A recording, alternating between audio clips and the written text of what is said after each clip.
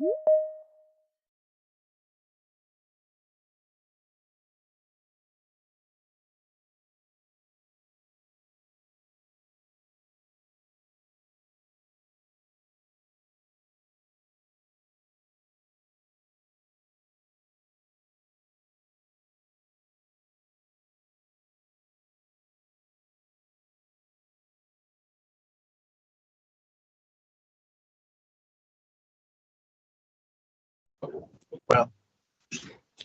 Smug hug. he doesn't smile. Right? That's the thing. He always does. So you can't. But again, how do you take a guy serious in shorts? Why Is it you're wearing shorts? There was multiple wait, comments look down about the my table. attire this evening. Yeah, he looks good. Oh, that's true. It's he's got a collar. Well, Looks good, right? Yeah, he's styling. And a good color. guild meeting, right? I know. I think you were holding it up, Charles. It's time. All right. Oh, it just turned time.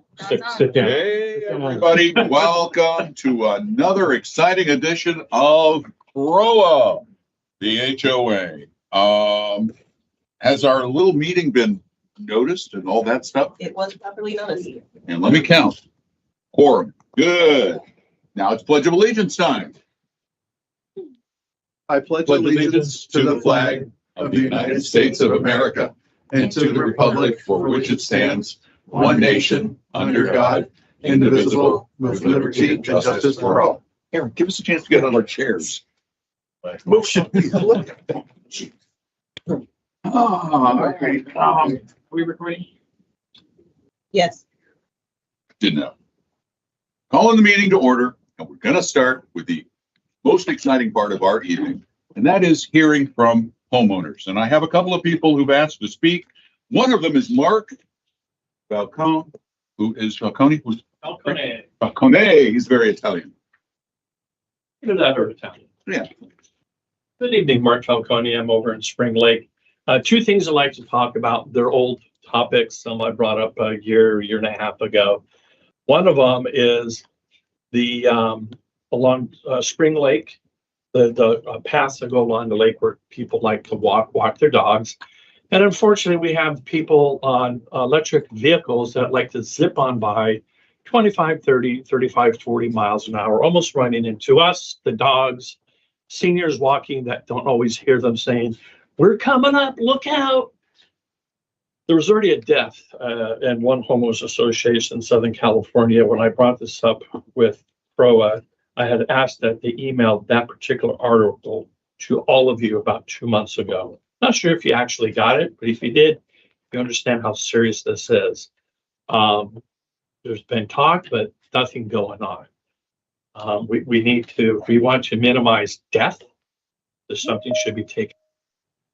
The other thing real quick I'd like to bring up, and I'm glad to see as a side note, we're going to be talking about the unauthorized use of the tennis clubs or the tennis courts. Let's expand that to our pools. In Spring Lake, we have a pool that's heavily used by people that don't live here. We got a barbecue pit area there, heavily used by people that don't live there. I've proposed to have that fenced off barbecue pit where you got to get in with a CROA key. That'll help keep the people out. Now, Google has listed this park as a free public park for a long time. They've been trying to correct it. I don't know when that's going to happen, but I live right across from the pool. There's pool parties going on, and that's a no-no. Last Friday, an A-frame was placed outside of the pool gates as other areas that says no parties. Sign was placed while the big 25-30 group party was going on. They were not confronted, and I don't blame the person who works for a CROA or whoever here who placed the sign out. But then the very next day, another big party. With the heavy usage of the pools, it was contaminated. How was it contaminated? Kids peeing in it, tons of suntan lotion or whatever else is going on. That pool was shut down for 2.5 days because it was contaminated, because things go unchecked with unauthorized use. We complain about it, nothing happens. So what I'm asking of the board, and we're going to be talking about this more and more and more, is let's kind of have celebration be for celebration residents, not the outside. Let's make it pleasant for the people that live here and not live here. With that, thank you. Just to let you know, the pads are CDDs. Mm-hmm. They're not CROA parks. They're not CROA property. So we have no when you say the authority. pads. The walking paths behind, That the scooters are on. yeah, those are CDD. Yeah, but we can still, and I've talked to CDD, they said they do maintain that, but so what I like seeing is go talk to them. You go Well, the talk to problem them, is, they go talk to but see, the thing is that we have no authority whatsoever. Zero. I know, but what we can do is work with CDD oppression and then also work with our police, work with our local politicians. Again, Yeah, I guess my understanding on the topic is that there's not any clear law or ordinance that Okay. can be enforced, and that's why this is a tricky situation right If this now. was a war and you're fighting for your life and you're faced with difficult times like this, would you give up and die? Or would you fight for it? I'm not telling anyone to give up. I'm saying. Okay, but- Say- but- well, the sad thing is, the but sad Mark, thing it would is- require a law by the state of Florida or Osceola County to be passed, well, which is up to residents to no, fight for that. because this We're homeowners not the association, fighters for the residents. We are not. the homeowners association, according to this article, if you read it, I'm not sure if you even got it.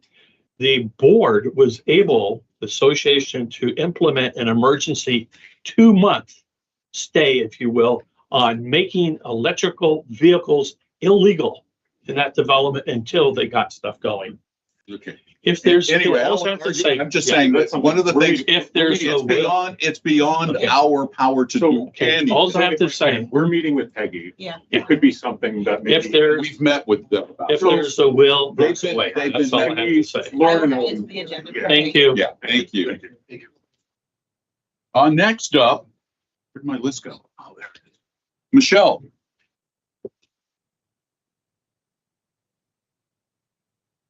Michelle Murray, 1264 Tequila Loop. Just a couple things. One, on your discussion item B, enforcement unauthorized tennis instructors. I know at previous meeting, 1 or 2 months ago, we were also talking about fitness instructors that are advertising, even on our porches. To let them know, they'll be glad to come and meet you at one of the gyms and facilitate their business. So I think that's something that needs to be looked into, maybe the same as the tennis instructors. The other thing is kind of caveats off of Mark's comment about the pools. At the recent concert at Lakeside, I actually was approached by someone, a family, asked me to open the gate for the pool. I asked to see their CROA ID. Of course, they said they didn't have one. They said, but they were getting a day pass. They had been issued a day pass. I said, then you'll need to go pick up that day pass, which would give you the key to the pool. So they wanted to know where town hall was. They said some friends of theirs live here and had gone to town hall and put their names down for a day pass. No. We don't do that, correct? Okay. Food for thought. Lot of people trying to pull things all the time, and it's so difficult to enforce all of the problems because we have a finite staff, although we're looking I know into that. things like technology to help us accomplish some of it, but stopping people from behaving badly is the hardest thing any governmental entity of any sort can do. I just, again, wanted to bring it up. So if it's, Yeah, we start to see a trend, Thank you. It's We there. are watching. All right, any other public homeowner comments? Bring along. Motion to adopt the agenda. So moved. Second? All those in favor? Aye. Approval of the minutes. Motion? Second for vote? I have a modification. Okay, so you want a second? Oh, yeah, I'll second, sorry. All right, go ahead. What do you want? The Parks and Rec, I oppose. It says unanimous. Under, April? yeah, the April. That was the Oh, the only, Parks and Rec committee vote? yeah, the committee, Okay, that was it. Make that change. we'll fix Yeah. that. So, do you want us to continue the second with that amendment? Jared, That works. Yes. You accept the amendment? All those in favor? We go back to the agenda quick. Sorry. Oh, to adopting the agenda, you want to Yeah, go back to I that? just want- Okay, we're gonna go back to 3. Yeah. Just wanted to add a discussion of task force for the. Oh, yeah, we should have, I forgot all about that. In addition to the, let's just add it to as G. Yeah. On the discussion items about a contract management company contract task force. Oh, actually, it's under there under E, so that's fine. Sorry. Yeah. Oh, it is there. It says, Okay. it can fall under that. That's- Then we already adopted the agenda. Yes. How about, motion to approve the financial report? Motion. Second, any discussion? Can you just tell us how much money we have done quickly? Sure. How much money do we have? At the end of April, your operating fund was 3.2 million, replacement is 2 million, and capital is 3.7 million. Thank you. I can transition into finance committee update if we want to do that. Do you want to do that? Uh, Let's take them in order. Let's just go, all those in favor of adopting the financial report? Aye. Now we'll do our committee reports. Who's reporting today? Everybody or anybody? Start out at your end. Dog park did not meet. There's no dog park updates. Finance committee met. Jim Pinot was elected as the chair. There was no significant business. They reviewed some of our large expenditures, which are about $1 million of things between shade structures and different things that we're doing. And so they reviewed that. That's the majority of the update for that. We do have to discuss the master plan advisory group, and I don't know if we want to do that here or later for discussion, because I don't know if we're changing what the objectives are of that group. They met and are working towards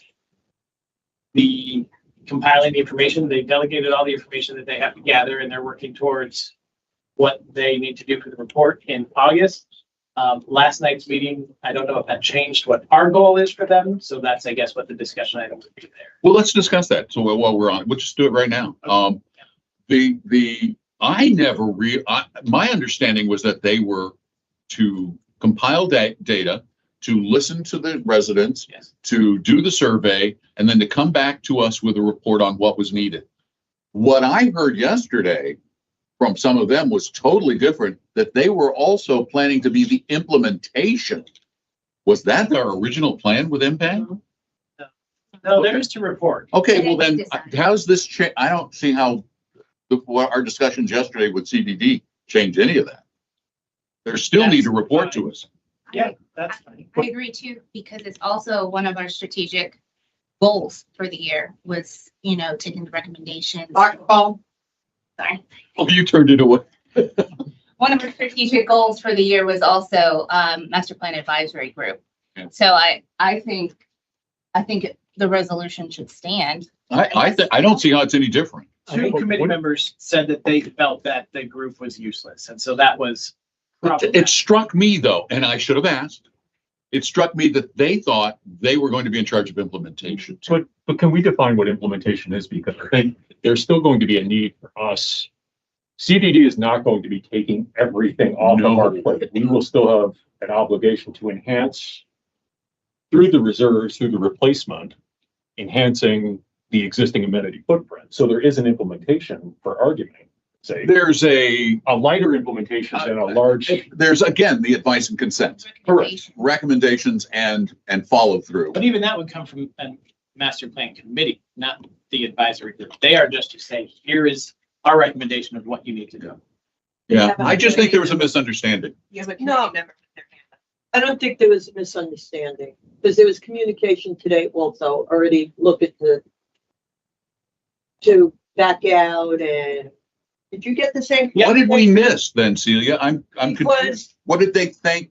What did we What was say? their expectation? Yeah, they know what their expectation Well, we all know what the was. expectation is. Can we, Krista made some comments last night and she's online. Can we let her speak? Krista.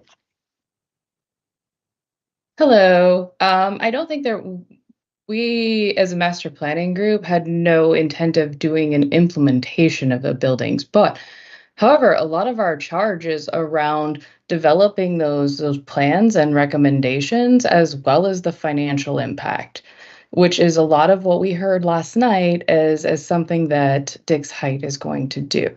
So it seems redundant in that we're putting together a plan for the different items, whether into a scope of, understanding the different locations, understanding, here's our recommendations, when that's also the recommendations that are the first part of Dix Height's charge. In addition to the financial impact, which is also what we were asked to do. So there's two groups of people doing the exact same work here.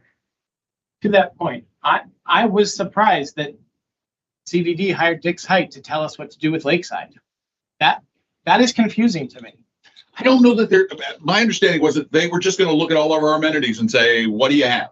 I think How does it compare? for Dix Height, I think they're looking at celebration as a whole, Yeah. not any different pieces. Now, they might have some recommendations for Lakeside. We don't have to do anything with them, Right. but they're going to do the entire celebration property and come back with, hey, maybe you should put something here, amenity there, whatever it may be.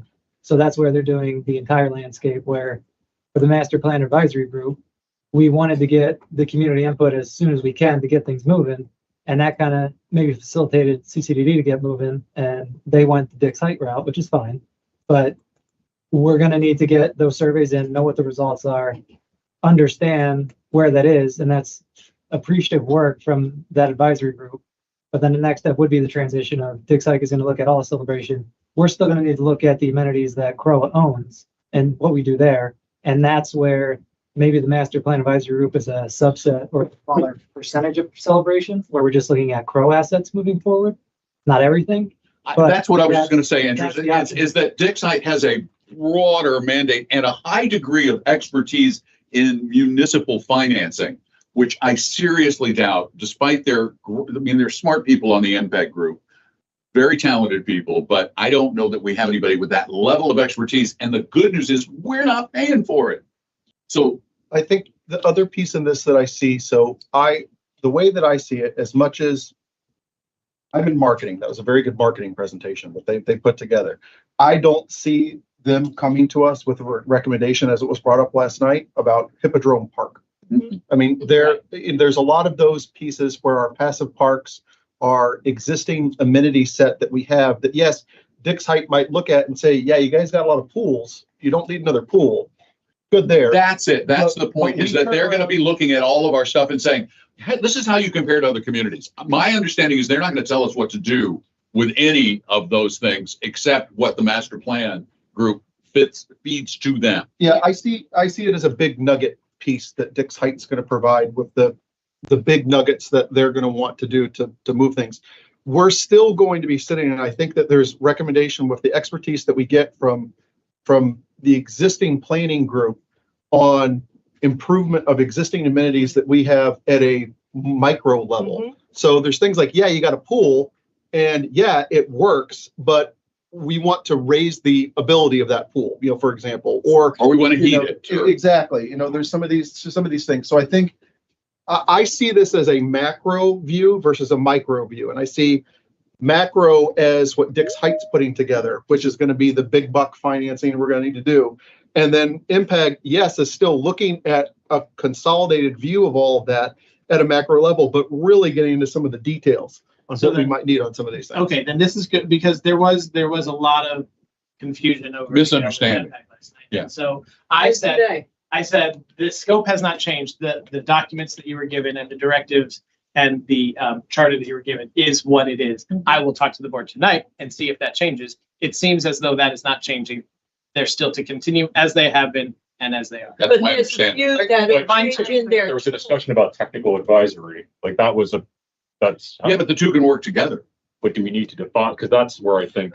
No, they just basically said they want advice from MPAG. They don't want to exclude them or take over I'm not saying them. exclude, but it was more so, as I understood, Dix Height was going to be doing more of the heavy lifting around The macro, at the okay. the macro level. So they will continue with their. Yeah. And Why would we include not let them in continue? our meetings. So I think- there's that two-way. I would say the only thing that would change is once they're done the survey and report, what that next step is after. But that's not then the group is done. Right, Then but that's on but I'm us saying that's And where, the committee that we made. that's where I think maybe there was the expectation that it was Yeah. gonna continue in a certain form, where maybe that form after this Because- advisory group is gonna change. Our group is done in August and they're not done until January. Right, so- and they're supposed to, our group is supposed to be having a community meeting. Yes. That was, And that can be a joint Yeah. meeting. right. And I think too, sorry, I didn't mean to cut you off, but I think the other piece of this too is nothing that was discussed at the Dix Height level is going to happen within the next 12 to 24 months, probably. There are things that are going to come out of impact that we're probably going to enact or look at within the next 6 to 12 months. The micro. Exactly, and so I think that there's still value from us from a board, from hearing that, able and looking at it and saying, yeah, you know what, there's some of these things that we're gonna probably just do now, and they're not gonna impact anything, no matter what group comes up with what. Okay, I wanted to bring it up because I said I would bring this up with the board to make sure what the clarity is. I'm glad because it needed clarity. So Yes. can you send an email out to the group and tell them if anybody thinks that they're wasting their time on Yeah. the group, feel free to back out or Well, we have a meeting on Tuesday night. You and will so be there. Yes, And basically say the mandate hasn't changed. nothing has changed. Nothing Yeah. has changed. And we appreciate. Yeah. so I guess- you want to go with that suggestion from Joe? Continue moving Yes. forward with it? Yes, they're, I think that's important. they're preparing, a very high quality presentation and they're bringing in some people to help with that as well. So. I'm looking forward to it. Okay. Outside of the Dix Height thing, I'm looking forward to what MPAG presents. I don't It's know. actually more than even what I was expecting. Yeah. Yeah, It's- I'm excited about it. A lot of They're results. incredible. I agree. task I think force there's some great incredible. people in that group. Okay, The perfect. one, Okay, the one okay. comment I want to just add is, I know we're saying micro, but I think it's a distinction of Dix Hike is doing macro celebration. Master Plan Advisory Group should be doing macro of CROA assets. So that's Yeah, but where what we're they're talking saying is about, the we're near talking about term pool is like- houses and bathrooms and all that kind of stuff that I don't want it to sound like they're getting kicked to the curb or anything of that nature. We still want to do stuff in celebration outside of whatever Dix Hike and CCTV does. If anything, I see what Impact's doing is more important to us right now, because it's gonna be some stuff that we're gonna be able to do in the near This year. term, like right Chip now. off, That we chip need. right Yeah. off. Yeah. And I they don't agree. have, they don't have I line of agree. sight into our reserves or capital fund anyway. No. That's That's why ours. impact, that's why impact. That's all ours. Katie, you're up next. Okay, so Parks and Rec, they're meeting next week, and then, Janine could not come from Artisan Park, so she did, provide me with an update. She wanted to include, Artisan Park Committee, we've continued to have a busy time in Artisan Park and the Artisan Park Committee. We have approved multiple improvements and replacements within the community, including adding a camera within the gym for resident safety and pool umbrellas, among others. We had an extremely successful spring carnival and have a plethora of upcoming events coming up, including a Memorial Day pool party on the 25th. Our next meeting is Thursday, May 30th at 5 p.m. And then, Communication. well, communications is Charles and I, and their first meeting is also next week. You're perfect. How about you, Celia? I wasn't able to attend special events, but Samantha gave me a brief recap. I made the last part of the meeting. So we have, Dory Moyer was named the chair of the committee again this year. Also, Marco will be representing, Lifestyles as part of the, Master Plan Advisory Group. So he went from being an advisor from Parks and Rec to now Lifestyles, which is good because there was no representation from him.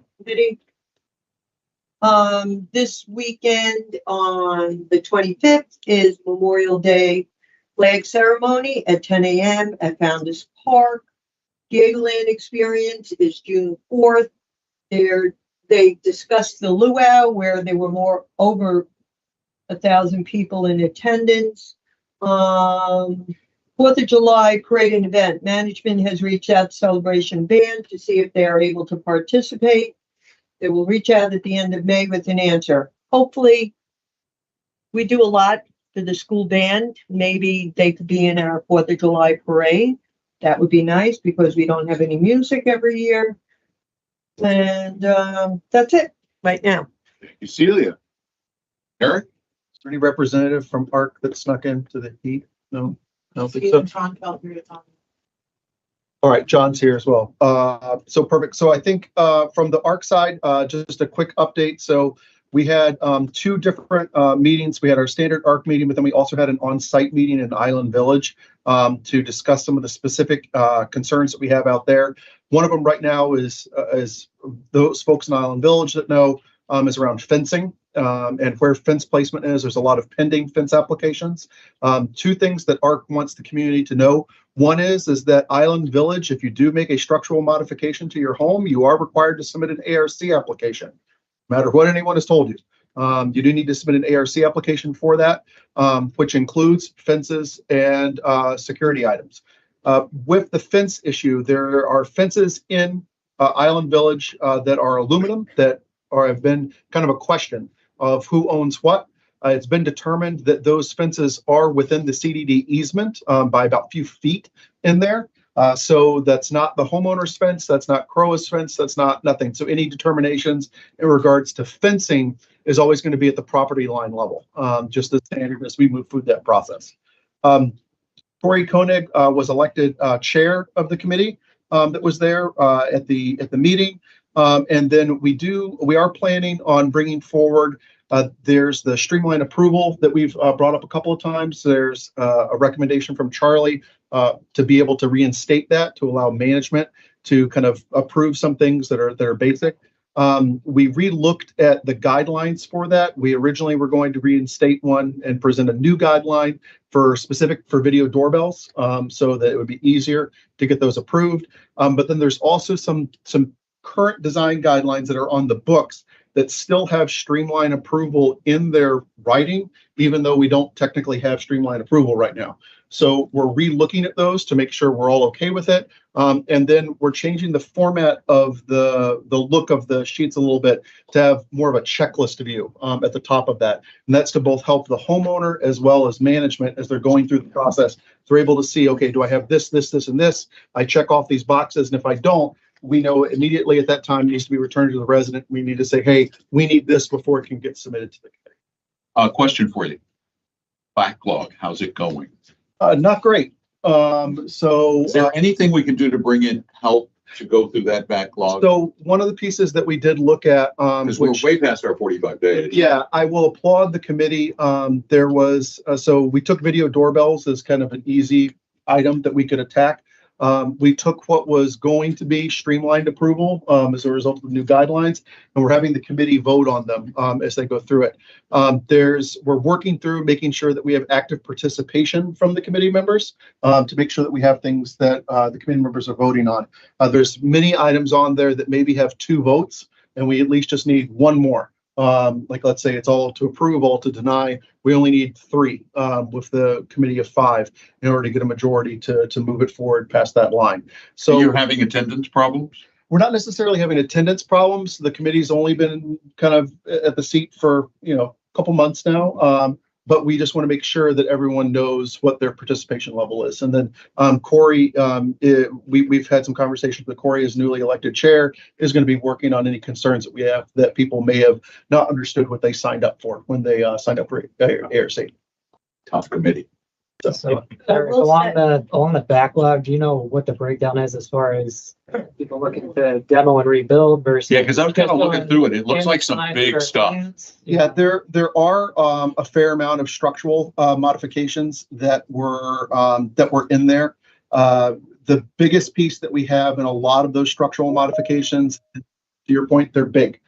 So they do require it. Jeffrey is helping a lot with being able to go through those. We saw that at the meeting that we had here last night, where there were a couple of pieces that came to ARC that clearly there were some pieces that were missing. And we're going to be using the office hours. I don't know if we have an official name for the Jeffrey Coffee Talk Hour. Ask the Architect. I like it. Ask the Architect. So we're going to have Ask the Architect sessions. I know what it was. I know what it was. To be able to work with Jeffrey Mowen, who's our architect that CROA pays for in order to be able to assist the resident, essentially on CROA's dime, but to be able to work on their applications, especially some of these major ones, to help move through the process. And that's not only going to help the committee, but then it's also going to help management and as well, ultimately the resident. The current breakdown that we have of pending applications, this is as of Monday at 2:50 p.m. There were 17.6 of the applications were security devices, 11.7 were painting, 10.3% were landscaping, 7% roofing, and 7% fence and walls, and the rest all fall into the categories of windows, doors, lighting, patios, fans, gutters, pool, spa, all that sort of fun stuff. So there's, I would say there's a lot of maintenance applications that are in there now too, that we're hoping to be able to solve by the streamline. But the committee's working through it. And we're trying to get through some creative ideas on how we can kind of help clear the backlog a little bit. Great. Thank you, Eric. Charles. Wowing with Malin.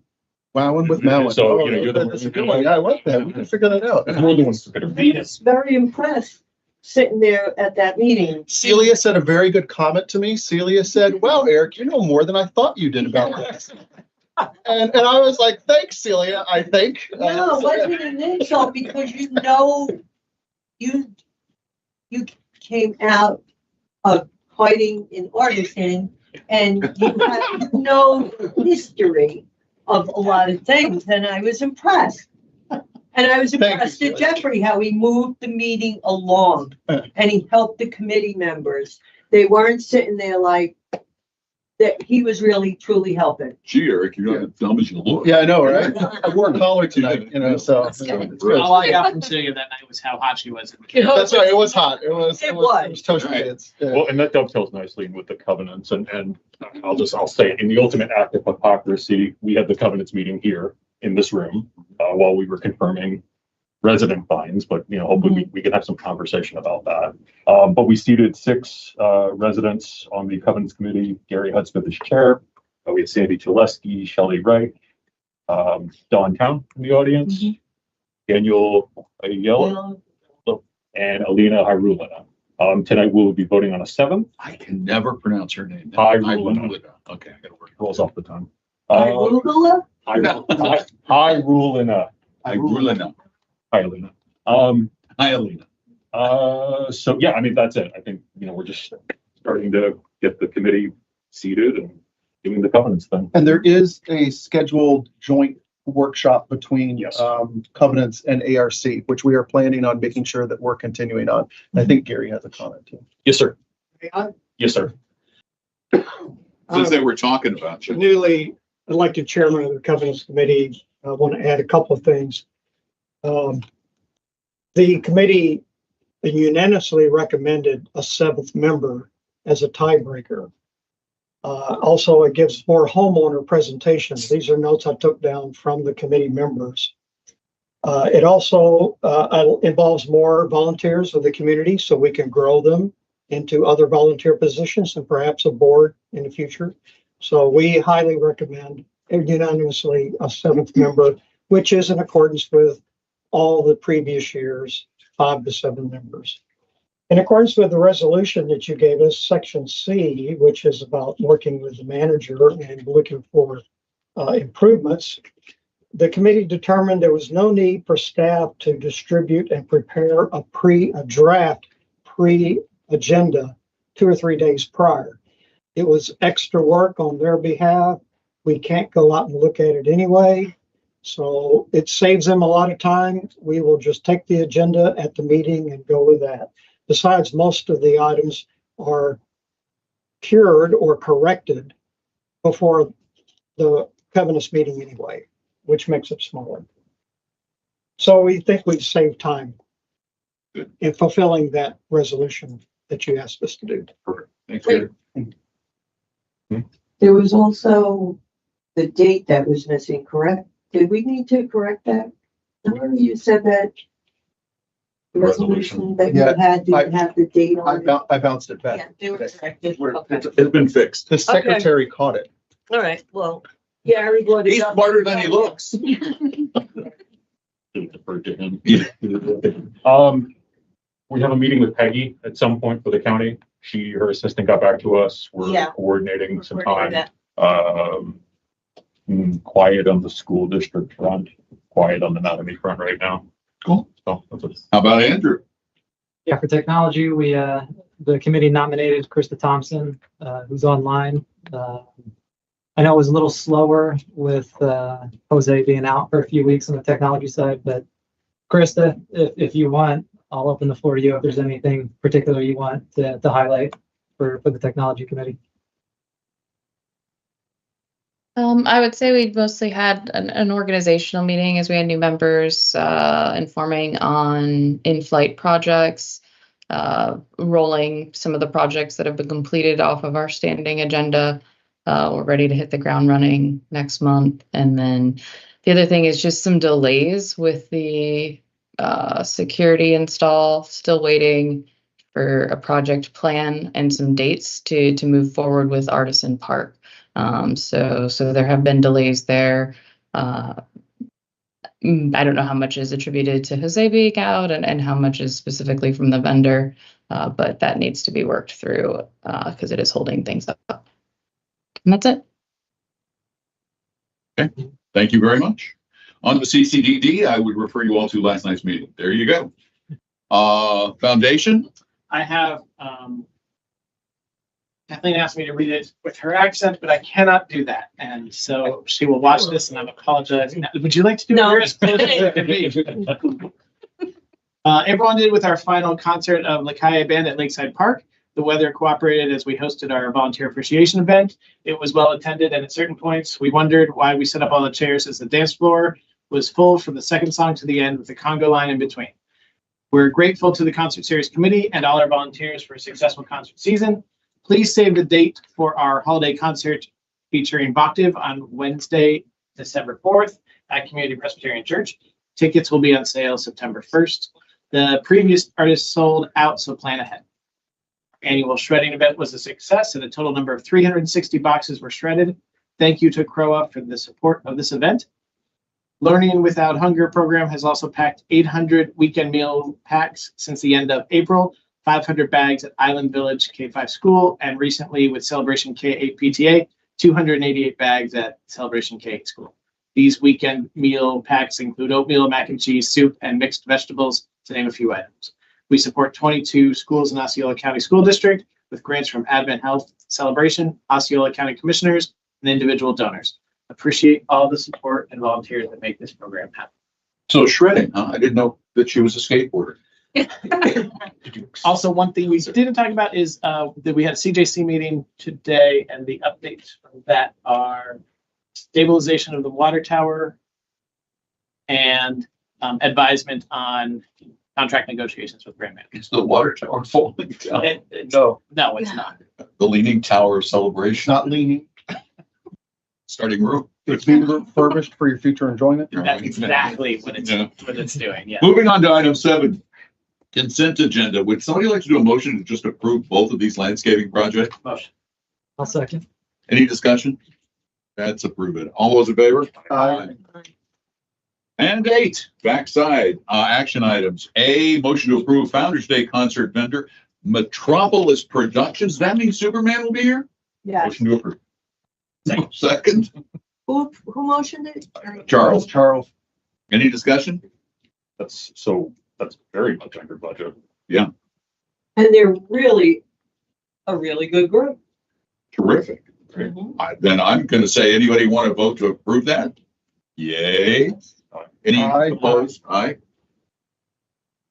All right, moving on. B, motion to approve replacement part for Lakeside Playground by Rep Services, $6,459.50 from reserves. A motion For discussion. for discussion.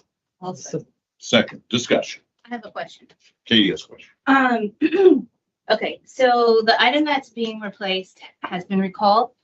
And per last night's email, well, I know initially, we discussed that we have to pay for the item.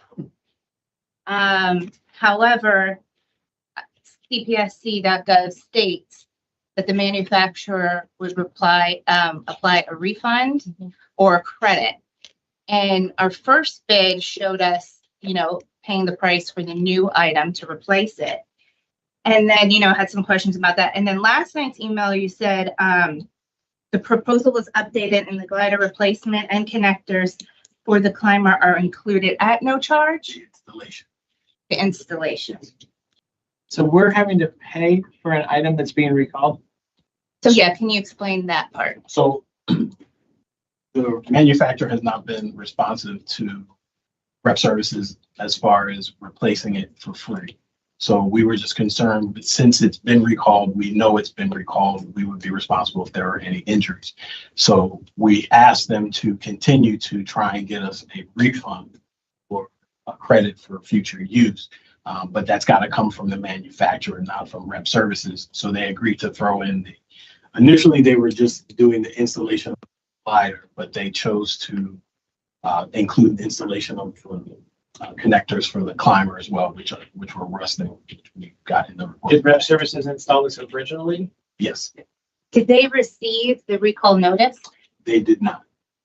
Well, they did back in 2012, but they searched their records and they did not find anything in their records or in the manufacturer's records that they reached out to the previous management company or CROA to. So they received it, but they didn't notify the association. I don't know if they were supposed to notify him or the manufacturer. She didn't give me that detail, but they don't have any record of contact the association. Do we have to replace it? Can it just be removed? It can be removed, and the playground still be utilized. When is this due in the reserve study next year, Lakeside? And is this, so the object's been recalled. Are we able to, I guess that this is a question for if we were to ask Charlie, legal counsel, to say, is there anything that we could do, even if we just asked Charlie to write a letter to the manufacturer, just to get them to respond? What's the cost of the part? $3,000. Yeah, it would be no more than a letter because Yeah. it'd be worth, and really the only one who has any authority, and it's going to be because it's an old recall. I was looking, the Consumer Product Safety Commission is the only place you can go. And after that many years, it says it's very unlikely that anything will happen. So to I guess, me, is there a statute of limitations on claims? I think we're trying to look into too, that, yeah, it's been Maybe. recalled, but we have no ability because 6 years lapsed or something else. That's something that we would need Charlie. I mean, that's worth considering, but in the interim, what should we place it? Well, I think also Charlie should maybe send a letter to rep services as well. so if I remember, I think that we could do that. If I remember correctly, back when, in a prior life on the board, when we registered playground equipment, we had to fill out registration paperwork as CROA that got sent to the manufacturer. That sounds right. So it wasn't necessarily with the installer, even though that's who we bought it from and they installed it and everything. The registration as far as notices of, recall or, damage, all that sort of stuff, we always had to go back to the manufacturer for. The reason why I'm curious about it is because rep services agreed to install it for free. They did. Did they say why? They did not. The Could be reason goodwill. the reason we put it on for this discussion is in the last few months, we've been removing a lot of equipment from Long Meadow. Spring Park is closed. We just felt like to put it to you for discussion because we want to obviously have a complete playground if we can. I don't know what it would look like with having the glider removed and just Yeah. having the climb. And I think the other piece to me, and I see where you're coming from, Katie, is we don't want to necessarily spend money unnecessarily. I think the other challenge that I have is if we pay someone, let's say we have them rip out the glider now, we pay someone to do that and they put a bar up or whatever they want to do, to cover this area. We're then gonna have to pay someone to come out again to then come and install whatever, whether we get the piece of equipment for free or not. And honestly, I think I don't know, I'm not holding out hope that the manufacturer is going to do much for us, to be blunt. I think that they should, CCMC got the information and and. we never know. Yeah. Yeah, What would stop us from accelerating and making this a 2024? Because there were Lakeside had other, or it might be. There's a lot of rusted pieces in that, even in the climber too, outside of the If we're just glider. limping along with this thing and it's gonna become due anyway next year It's one that you could accelerate in 25. I would not wait to remove the glider Right. before, because it's just, at this point, it's a liability. I'm just worried about throwing good money after bad with some of these things. My only, And I don't know. Like, my only, Is that landscape structures? yeah, my only question with that is if there is an MPEG right. recommendation to That's true. modify that area, because I know there has been chatter about that area and the kiddie pool. So that's my only reservation, was saying, yes, let's get that That's going. why it was held up a couple of years ago. Yeah, that's a good point. Yeah. And can you tell us what it's reserved for in 2025? What number? Well, That Not combined? enough to replace it. Well, And and that's my question Yeah. here, right? Because Expectation level. do we spend 6,000 now to just keep a functioning playground, knowing that we might be doing a brand new playground in a year? Well, but here's the glider though, and looking at the glider, I'm not a playground installer. I didn't stay at Holiday Inn Express or anything, but it's a freestanding item. Mhm. So in theory, even if we were to replace the playground next year, we could say, hi, this piece of equipment you need to include somewhere in your design. I don't even care if you didn't manufacture the thing. It just needs to have a space for it somewhere. So we could still have the person keep it there. How about we do this? Modify it. Go ahead, get it done. Because we have some non-functional playgrounds and full function is kind of nice. But we add to the motion, the request to Charlie to write a stern letter to, because Landscape Structures is still in business. Huge. Therefore, and this was an official recall from the Consumer Product Safety Commission, that technically they still have to honor, and he can probably put the bluster in there that we're going to go to the Consumer Product Safety Commission, that we might take them to small claims locally and get a default judgment against them if they don't show, because they're still in business. Yeah. So why don't we modify it to say, let's go ahead and do it with the addendum that Charlie write a letter to the manufacturer. But we're gonna spend $6,000 then? Let's spend the 6,000. And we get it back. We try to get it back from Charlie. We're not gonna get it back. We might, Well, it'd be 3. It'd be the 3,000. the 3, yeah, not the whole 6. The other part we have to. We just don't have it. But we just get it. Or we get rid of the I glider. mean, that's the other thing, right? Can we live in that playground without the glider? Right. You just said that, didn't you? Yeah, no, you said that. Those are our options. But then isn't there gonna be a demo cost with that? We Is that can the one do that. Diane Can we said? internally approve that? No, they'll remove it. The problem is they'll remove it for free. But they're not gonna remove it until they're doing the installation. So we would place the order. But if we don't If we don't replace it, I'd then have to ask them if they would still send their team out to remove I it. doubt it. I bet we would. And how much was Diane? Diane was like 300. 500 for the removal, 500. 300 for the disposal, but we could put it in Okay. the disposal for. So I will revise my motion to not approve this expense. okay, do a second. I'll second that. Any other discussion? So if we deny this, what are we doing next, right? What's the next option here? Or you want to add taking it out? Taking it out. So we just leave the playground without the glider? Yeah. For that. Then obviously not the best case scenario, but something that we just have to live with at this At point. least with safety. What about the connectors? The connectors. Oh, we still have the connectors, yeah. 1,600. Because there's 2 parts. There's the connectors for the climber. Yeah, And I then mean, there's I the don't like that this is written as one action item then, but. But we could modify it Yeah, that's. to just approve the remove the connectors. new slider, remove the new glider slide. Okay, So revised motion to remove the glider and not replace it, replace the other parts that are needed. replace So it. we need to approve amount up to, So what does that glider take out of that? well, 3,000, 3,400? So why don't we say up to $4,000? well, Or no, They have $3,000. authority up to 5 for grant. Oh, they have authority anyway. Yeah, good point. okay. So they can cover if Diane comes in and said, if they're not gonna remove it for free and Diane says it's gonna cost you $500 to pull the thing out. Then we don't need that. All we have to do is say, the motion is basically, the motion is to remove, to not replace the glider, to remove the glider and to go ahead with the rest. Do you realize that the amount to freight that is almost $1,000? We just bought a new truck, right? $1,000 to freight. I don't know where it's shipping from. That was. Wait, are we talking about the glider? Yes. Yeah, but we're not, This, if we vote in the affirmative, we're not getting it. Right, but I'm saying part of this $6,459, 1,000 of it is just freight. So. It's expensive to ship stuff. No. That much. You haven't shipped but via freight recently. I just had a booth delivered to my house. They cost me $2,400 in freight. Should we just motion to deny this and then give management a directive that they can Yes. do under their? Let's do that. Yeah. Motion to deny. Second? Second. All those in favor? Aye. Andrew, to answer your question about what's in reserves, it's approximately $150,000, 115 for the equipment and 28,000-ish for the safety service. Because it's just, And was that reserve amount provided by the reserve advisors that were? yeah, but this is from 2021.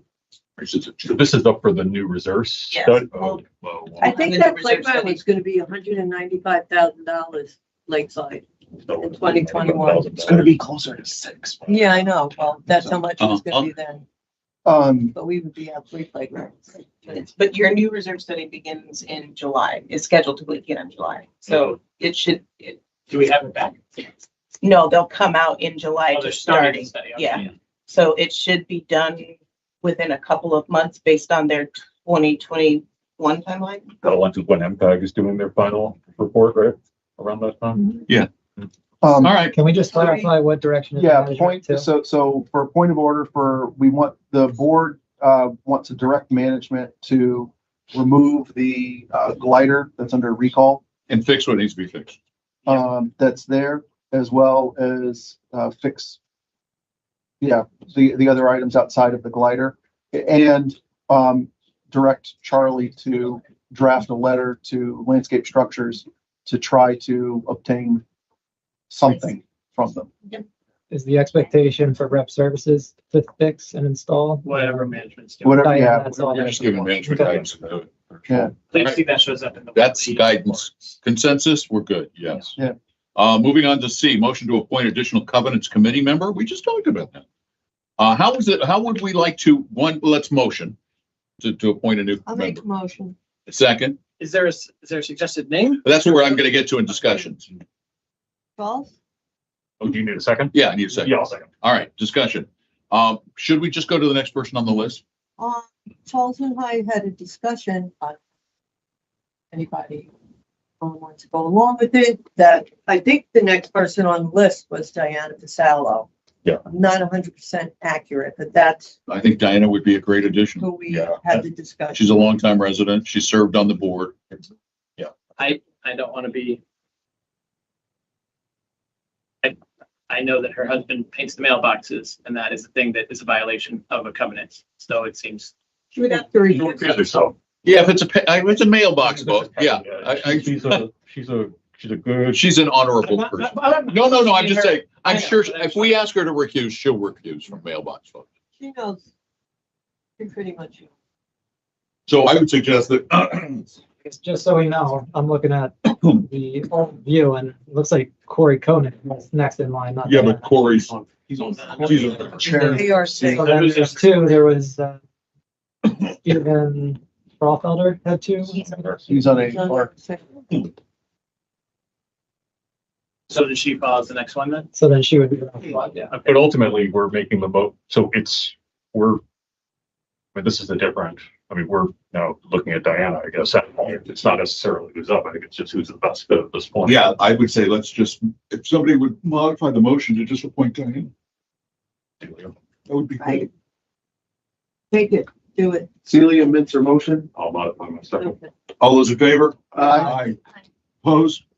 You all right? Yeah, just breathe in some water.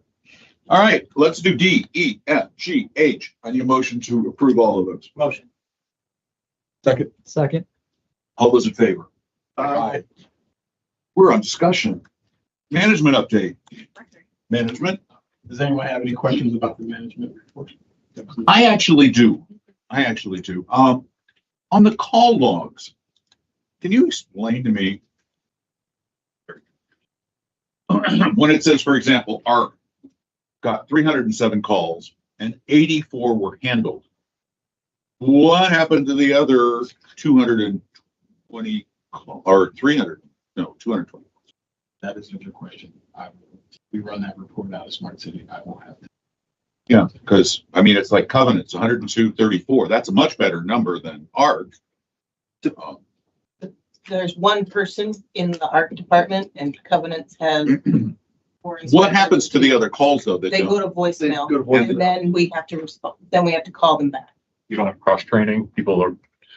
We do, it's just in the. Is this tree. reflected? We need to modify the tree so additional people are answering the art calls. Got it. Okay, that's what I wanted to know. So there are some things that aren't getting returned still. Well, Maybe not answered. They're not getting answered, but Okay, so calls handled is answered? yeah. correct. Oh, got it.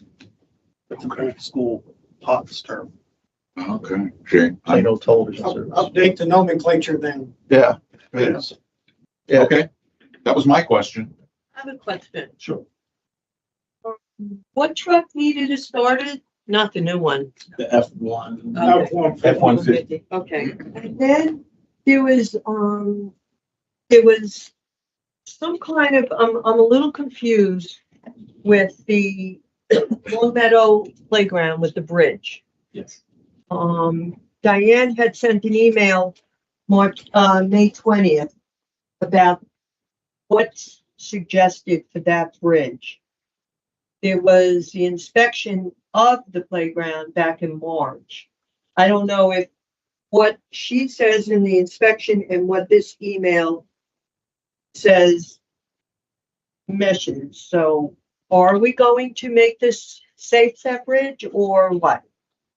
So Diane was waiting for a response from the manufacturer over the safety of that bridge. The issue is, if a smaller child, she has the head probe that has to go through. If a smaller child falls through that bridge, their head will not fit through, and that's obviously a hazard. I actually saw that yesterday happen right in front of my eyes. She is recommending, especially since we know she is recommending removal of the bridge, two temporary bars to go up to keep a kid from, obviously falling into that space while she's working with rep services on what they are recommending as a replacement for the bridge. That's going to cost $925. $925 covers her removing and storing and sourcing and installing the bars. It's like a single guard on both ends.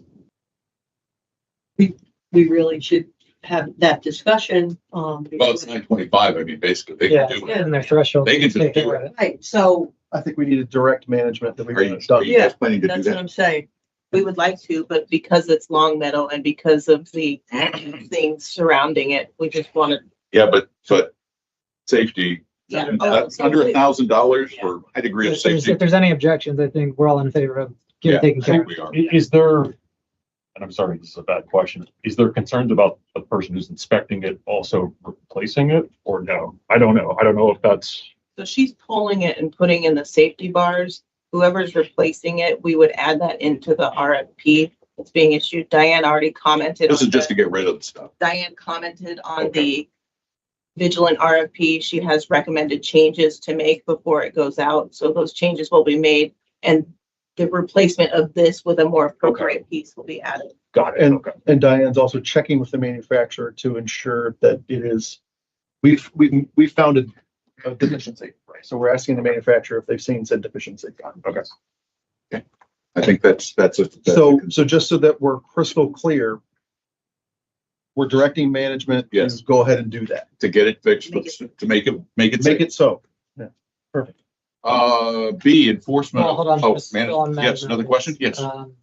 So question for you is, I know we have the My Celebration app working and running.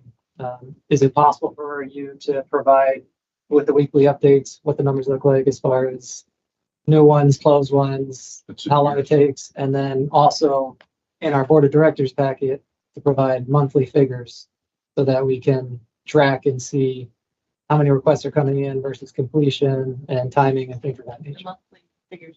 It's in here. I know, but more of some background of, we didn't just have so many and with our close, but timing and Oh, you want they were more done detail. in 2 weeks or 4 weeks, the SLA, CCDD on the Friday call said that they have a 10-day SLA I don't know if Grand Matters has anything set forward, but just that, are we resolving matters timely and providing that to the community?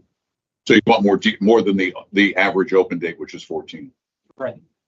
Because is that 14 from that they came in on April 30th, April 29th, or is that from all April? the tickets that were submitted within that time frame, the average time to close was 14. Total days, Total not business days, from- total days. Yeah, total days. So it could have been submitted on Friday evening, and then we're getting through to it on the 14th day or longer. It was like a lot of the ones that were open longer require vendor action and sometimes require bids to address them, or multiple bids to address them, like Downey Fountains in there. And it's going to be open for a while because we're trying to get 3 bids to repair it.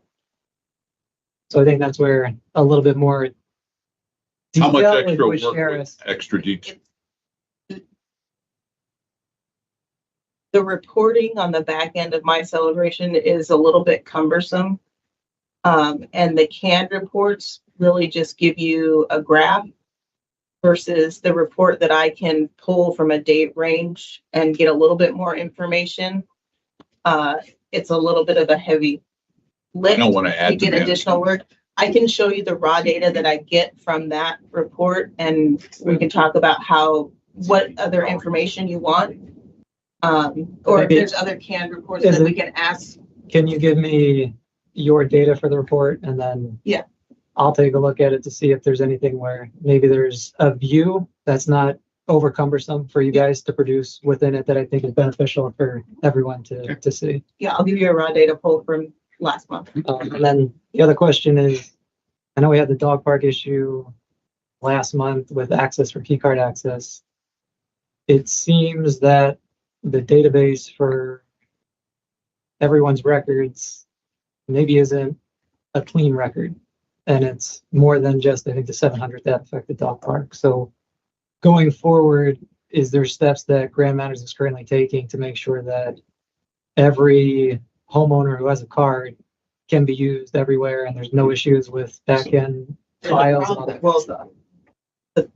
I'm gonna pause that one right there because it's not only homeowners that have cards, it's a celebration residents, which includes apartment complex owners and renters and above garage apartment renters.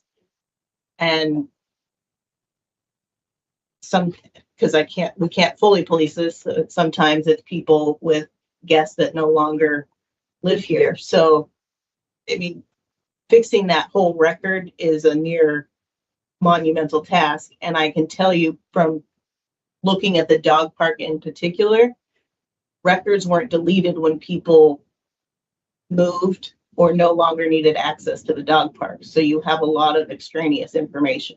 So then if we're looking at homeowners, we should be able to control that group fairly easily. That the data's there, we can account for it and we know it's there. Are you That's talking about the dog park, Andrew? I'm just talking about the key card access moving forward and things of that nature. That I don't want to have any issue with them doing Artisan Park and getting that up and running. That's why And we're there's into the same dog park issue. That's why there's a pause. We're working through the database issue and waiting for Jose to be back. He will be back next week on the 28th, and then we can get this rolling. But you bring up a good point with the renters and other residents that have cards. To get a card, do you need to present any type of lease or documentation? So you have a start date and an end Yes, date for those cards? We do.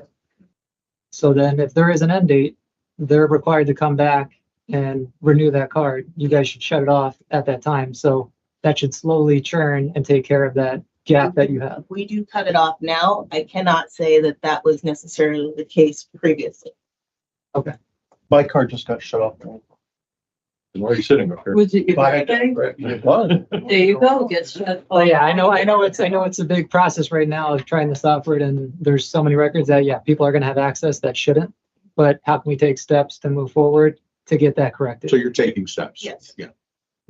One last thing. Yeah, I don't want to see the dog park repeated at Artisan Park, which is why there was a pause put in place so we could make sure we weren't seeing that moving forward. Yeah, no, I agree with the pause. Let's make sure that when we're ready to move forward, it works 100%. right off the get-go. There's no lapse or gap or anything. So yeah, keep doing what you're doing to figure out what exactly needs to be done, and we move on from there. Cool. So we're also getting a lot of conversations from out of the village about the grills. So I just want to put that on your radar for shop for. Yeah, I mean, what's the fix? It's can it be fixed with there's a part that can be put on to shut those things off? There's two main, sorry, I'll shut up. Yeah, no, that's okay. I believe you can put a timer. I've seen that, but I don't know that that's a. Okay, so I have two concerns with the grills. One is obviously the safety issue is leaving the gas on. That's one of them. Yeah, that's a problem. That can be fixed with a gas timer. Easy. Other thing is it adds to, we would need to have a porter that is Clean and grill. certified, able to, whatever, with the material stuff to clean a grill. And I don't know what additional maintenance costs that would be, sort of thing. So, Salary benefits burden right, plus the certification right. and But research. Is there an insurance? Is our insurance okay with that as well? Those grills are on your insurance, whether you use them or not. So I think, oh, go ahead. Sarah. No, go ahead. So to the resident that got up and spoke under resident comments about the parties and everything, that's going to generate more issues down in Island Village. I know it's a celebration, but it's 2 miles away. And when the park monitors are here monitoring and somebody decides to have a barbecue and something happens, that's like, I don't know, all the barbecues in Celebration. I don't think the one in Spring Lake is in the pool area. No.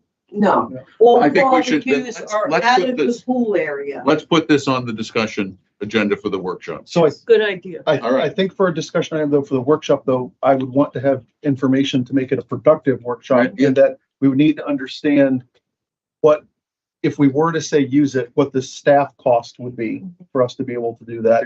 If there is any additional liability of that. And I would also want to understand, it would be the same as putting a charcoal grill there today. We have other charcoal grills. What is the maintenance But they're procedure? not in the pool. Correct, but someone still has to go and clean it because I doubt all the residents empty the ash out. So it's just understanding what that process is today. And then we can talk about it at the workshop. You guys can do that. Any other management update questions? Yeah, I have one. How's the bathrooms coming? I have 2 bids. I'm waiting on a third. I had to extend the RFP and invite additional bidders. Okay. The Heritage Hall back. Looks good. Will they paint?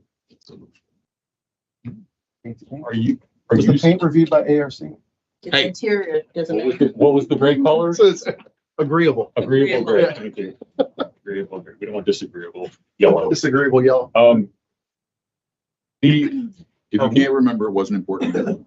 are we seeing vendors are not responding to RFPs because they're complex? Or is it just because there's just not a market interest? Are they giving you the reasons why they're not? I'm just curious. because I think For the that's- bathroom remodel, 2 of the ones that we had reached out to said they were too busy. Okay. Number 2 in the industry. Yeah. Yep. So, we're just trying to continue to invite bidders. We have, If you have any young people coming out of high school, tell them to stop going to college and learn a dang trade. I would They're gonna say go to though, college and earn $23,000 a year. Let's watch that because, so I really tried to simplify down the bathroom remodel right, RFP. It was really, please provide us design build options, a low, medium, and high-end option, and they all need to have drawings for you guys to review. you're a marketing guy. So I'm worried that we're scaring off some people with the very intense RFP for some of these scope. I don't know, do you have? no, I think, I don't know. I think there's 2 things. I think one of the pieces is that I think we have to be careful because we have to simplify the RFP down enough Right. that we are still getting what we want at the end of the day. I think the other piece though that we do have to be honest with ourselves about is if we go out for 3 bids all the time, we get the same vendor that always bids in all of our stuff, and then we're struggling for 2 more, but we always give it to guy number 1.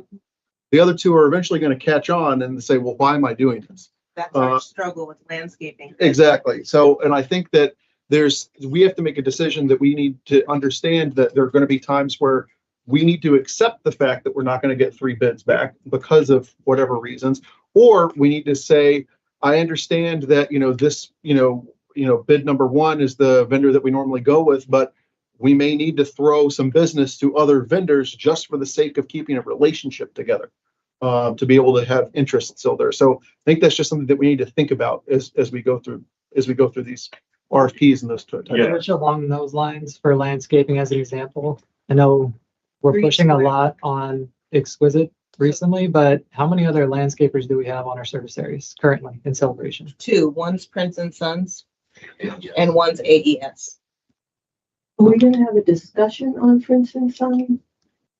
Yes, 3 more items. Yeah, 3. Okay, got it. Maybe we can talk about procurement at the workshop, just because I know you all did some work too with getting, you have like a hierarchy for like what goes out to bid, what does, so maybe just to make sure we're all aligned on that. Yep. All right, anybody else management questions? How about moving on to enforcement of unauthorized tennis instructors? Who's got that one? Who put that on? I think it came from, Victoria asked if. Victoria asked if she needed to be here, but I said if you or Nikki want to give the recommendation that came out of Parks and Rec, for this.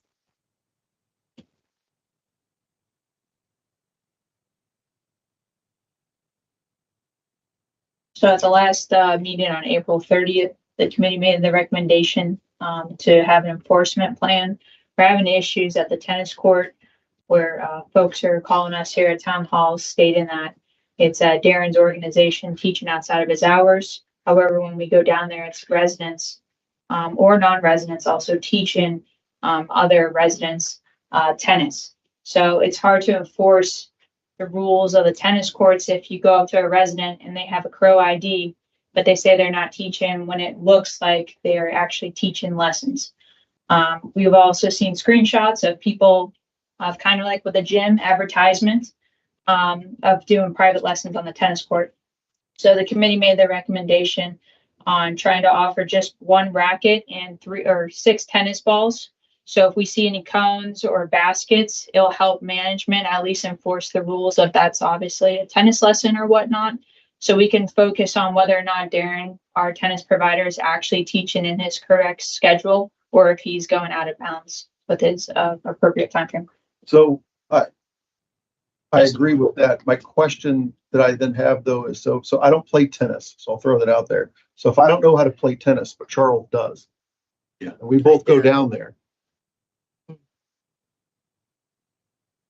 I mean, I don't think we want to prohibit a resident from showing another resident how to do something, but it's also like we can't get into the nitty-gritty of, am I paying Charles to do this? Or, is this a formal lesson versus a informal lesson, or if it's a family member?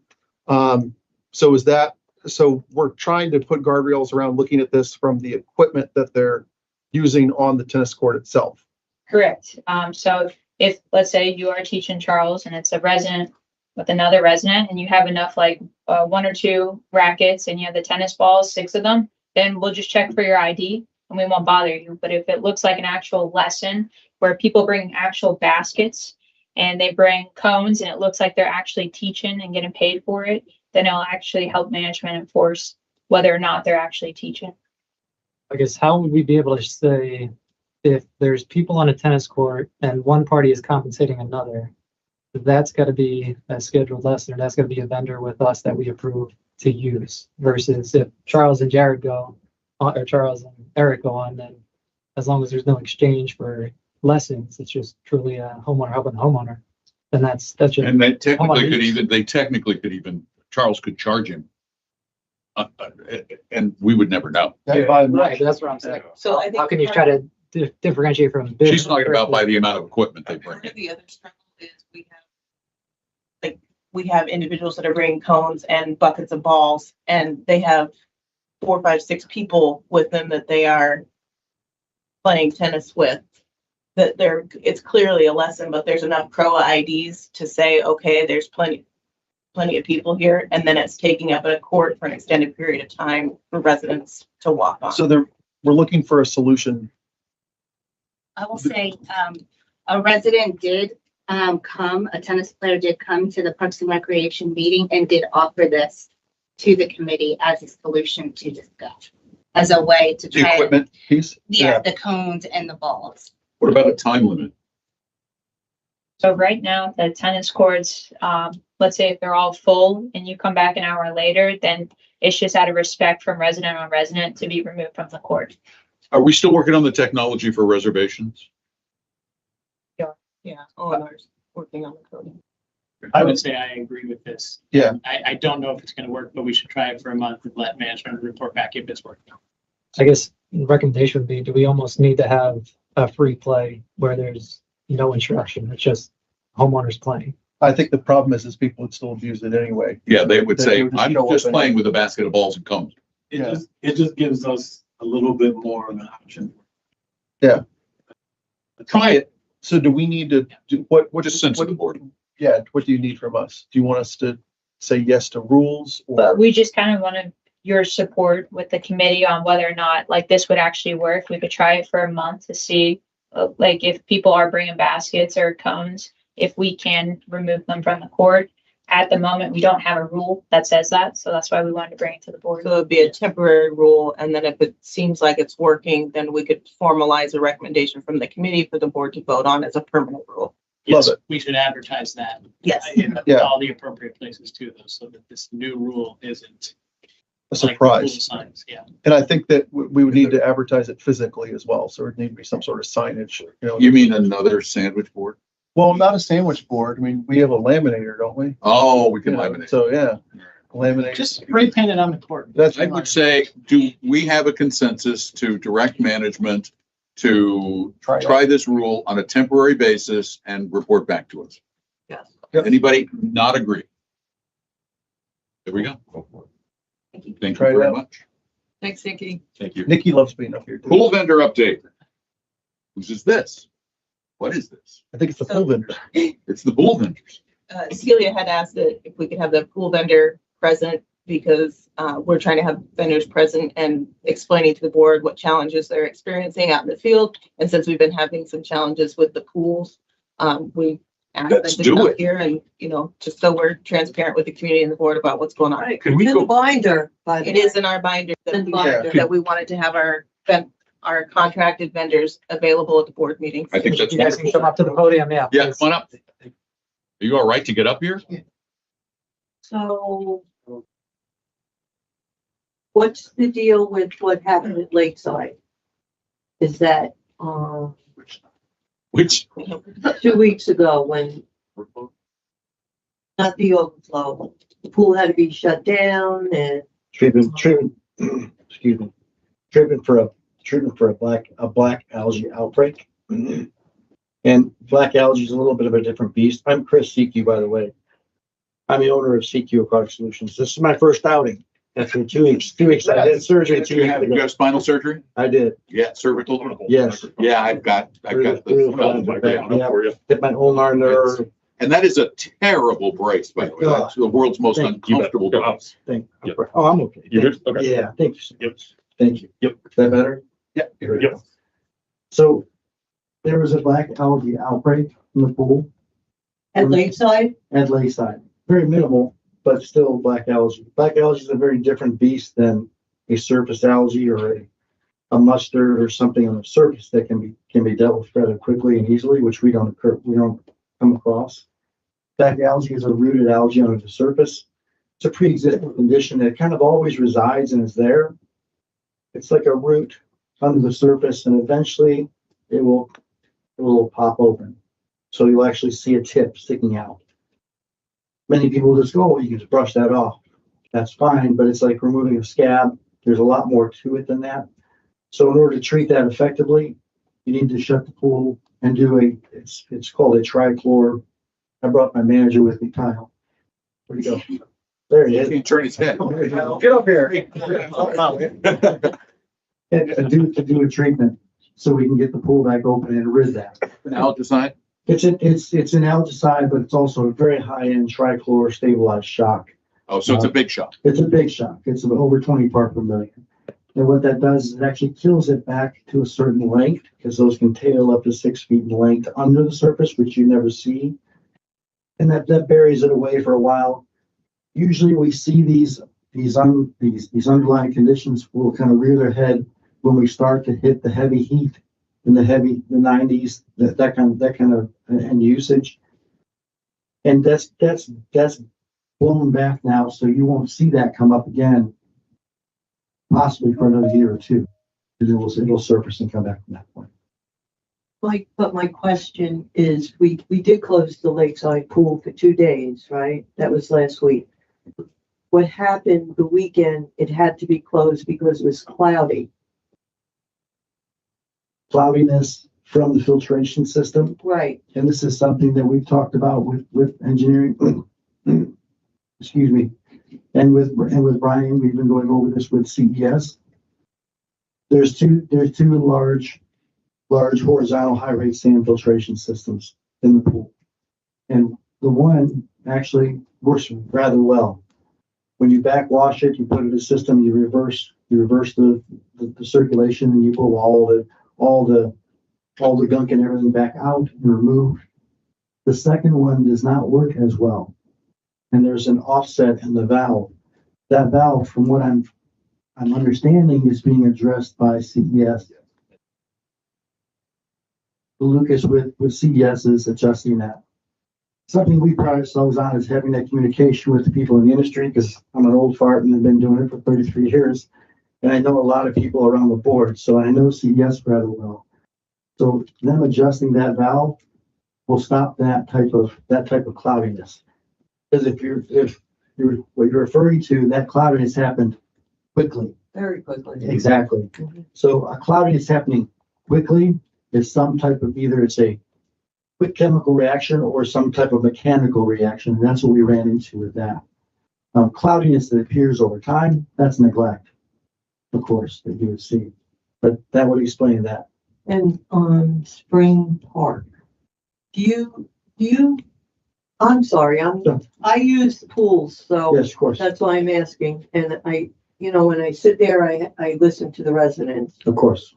Do you, scrub the tiles daily, or do you check the water daily? How often do you check the chemicals? I don't want to speak for my manager, but I know exactly what it is, but I'll let Kyle kind of. Yeah, take a break. Thank We you. check the chemicals daily, every time we're out here, and do the tiles. If they need it, we do it that day, if they need it. And then on the chemicals, we check daily, And we are and we report 7 that. days a week. 7 days a week. We also have a redundant reporting system. So you have written logs that are on site in the pump area. It's required by the 64E-9 Florida code. That's required on site. Something that they really like us for doing is we do redundant backup. So we have digital forms that are filled out to the extreme with much more than what's on that written log. That actually goes out every single day. So we have record of that all the way through. And I'm not sure if we've got Brian on that list yet for him to receive that every day, but we can certainly make that happen just with a switch. Thank you. Any other questions about pools? Discoloration around outlets in the pool. I know there was a question on Spring Lake. Right. Is that rust, or is the result of a chemical, or any guesses? Spring Lake, you said? Spring Lake, yeah. All the intakes on the bottom, like that when it goes into, it looks like there's green or brown around all of it. Charles, remember that last year we were looking at it? Yeah. Oh, surface deterioration. Yes. Well, I don't know if Yeah. it's a thing where it's the surfaces. I'll shut up. Go ahead. No, go ahead. Yeah, no, just, I don't know if Yeah. it's a thing where it's a cleanliness thing, or if it's something where we need to be prepared that something's gonna fail there. So what you're referring to is usually around the surface or floor returns. Yep. You'll see basically a small deterioration of that surface. So your oxidizing chemical that goes in the pool is being input into that area first. As that comes through, it kind of comes out and goes across the surface, right? So that high oxidation will take its toll on that certain piece of marsite of the surface after a while. So your discoloration is not a growth. It's nothing like that. It's nothing organic. It's just a matter of that breaking down a little bit. Does that mean you have to go resurface your pool tomorrow? No.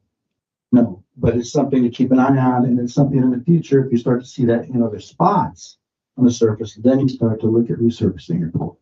Got it. Okay. Want to answer about those pictures? From Lakeside. Right. It was green. That was all green. I was really scared. When the pool was cloudy, there was also like some green at Lakeside. There was also like some green type molding in the corners. Algae. Do you know what that would have been from exactly? Unless you do. The picture. You do? Yeah. That would, the picture was great. As long as there's no leaves in the pool, because when there were a couple leaves in the pool, this is what happened to me. Lauren had to rough me up. That's right.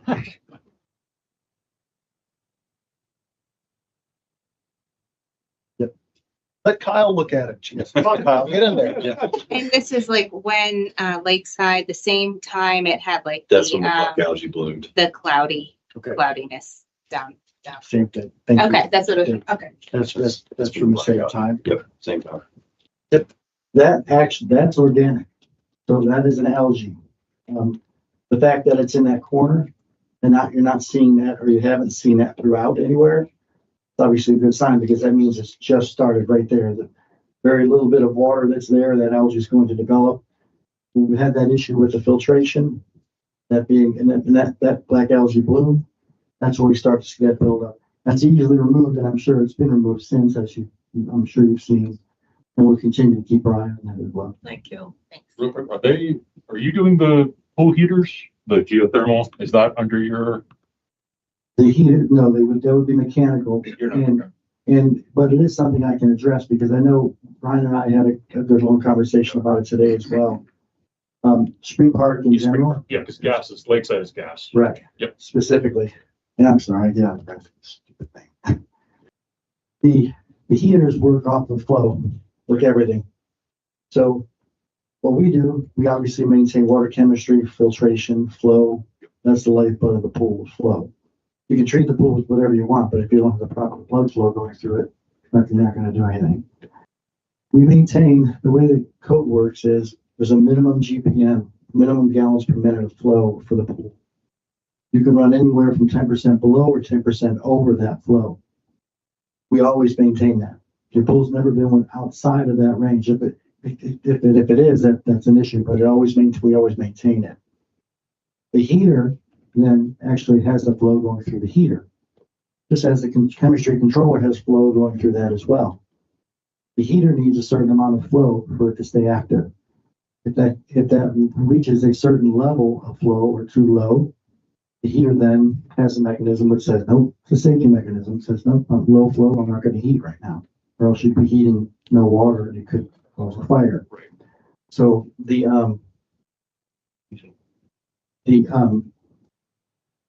flow, though, is all depicted with that. So what can be done with that, and when Brian and I were talking about, is reaching out to Symbiont to have them adjust the limits of that particular switch of those heaters to maintain that, so it continues to heat.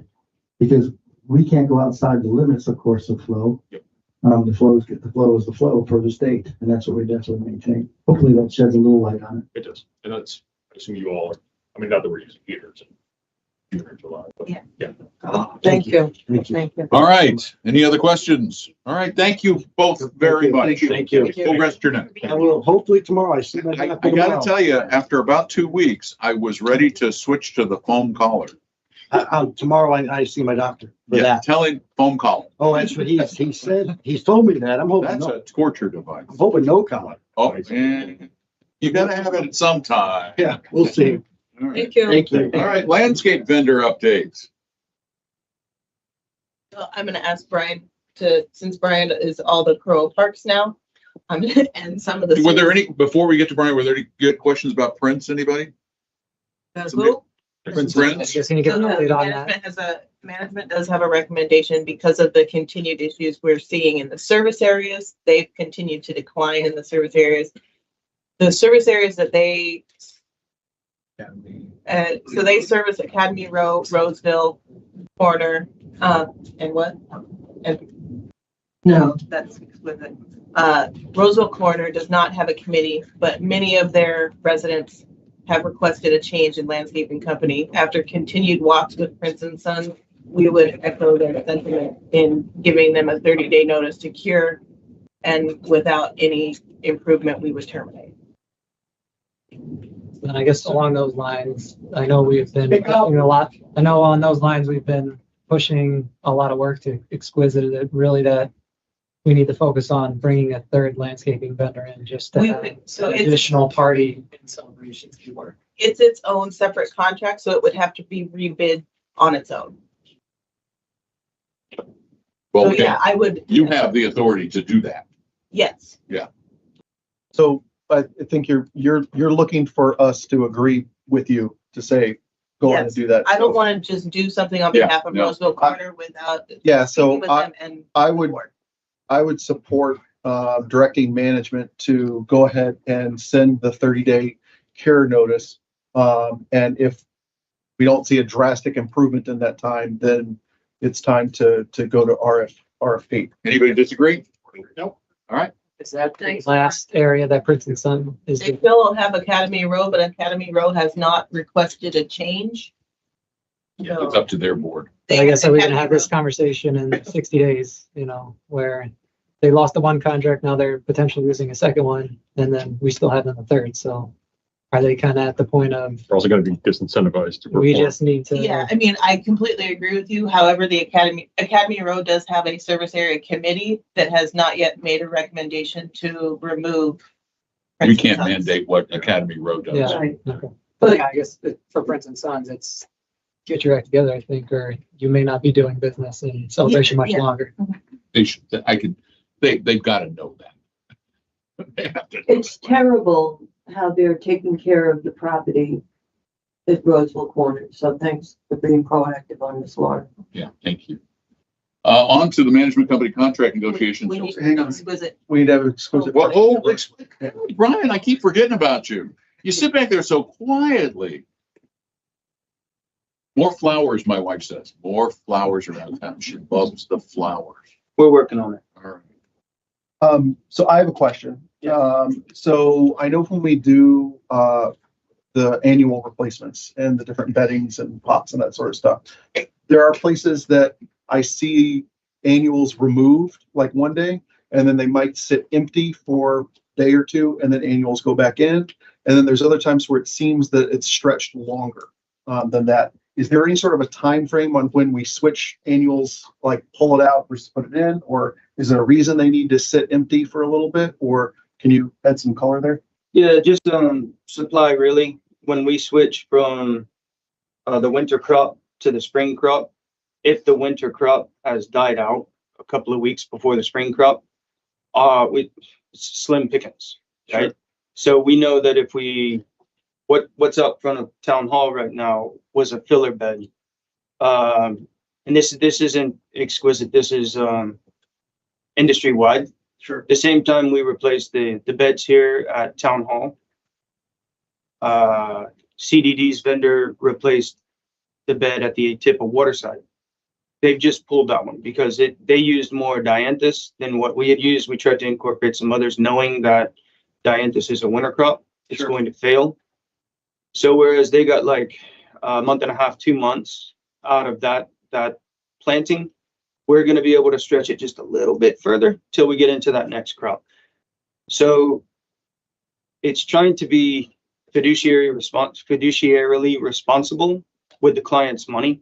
I don't want to go to Lauren and say, can I have $3,000 to replace all of the flowers and all of the pots in town hall, knowing full well in a month and a half, I'm going to come to Lauren and say, can I have $3,000 to replace those? I want to make it last in between 3 to 4 months. Yeah, no, I think that makes total sense.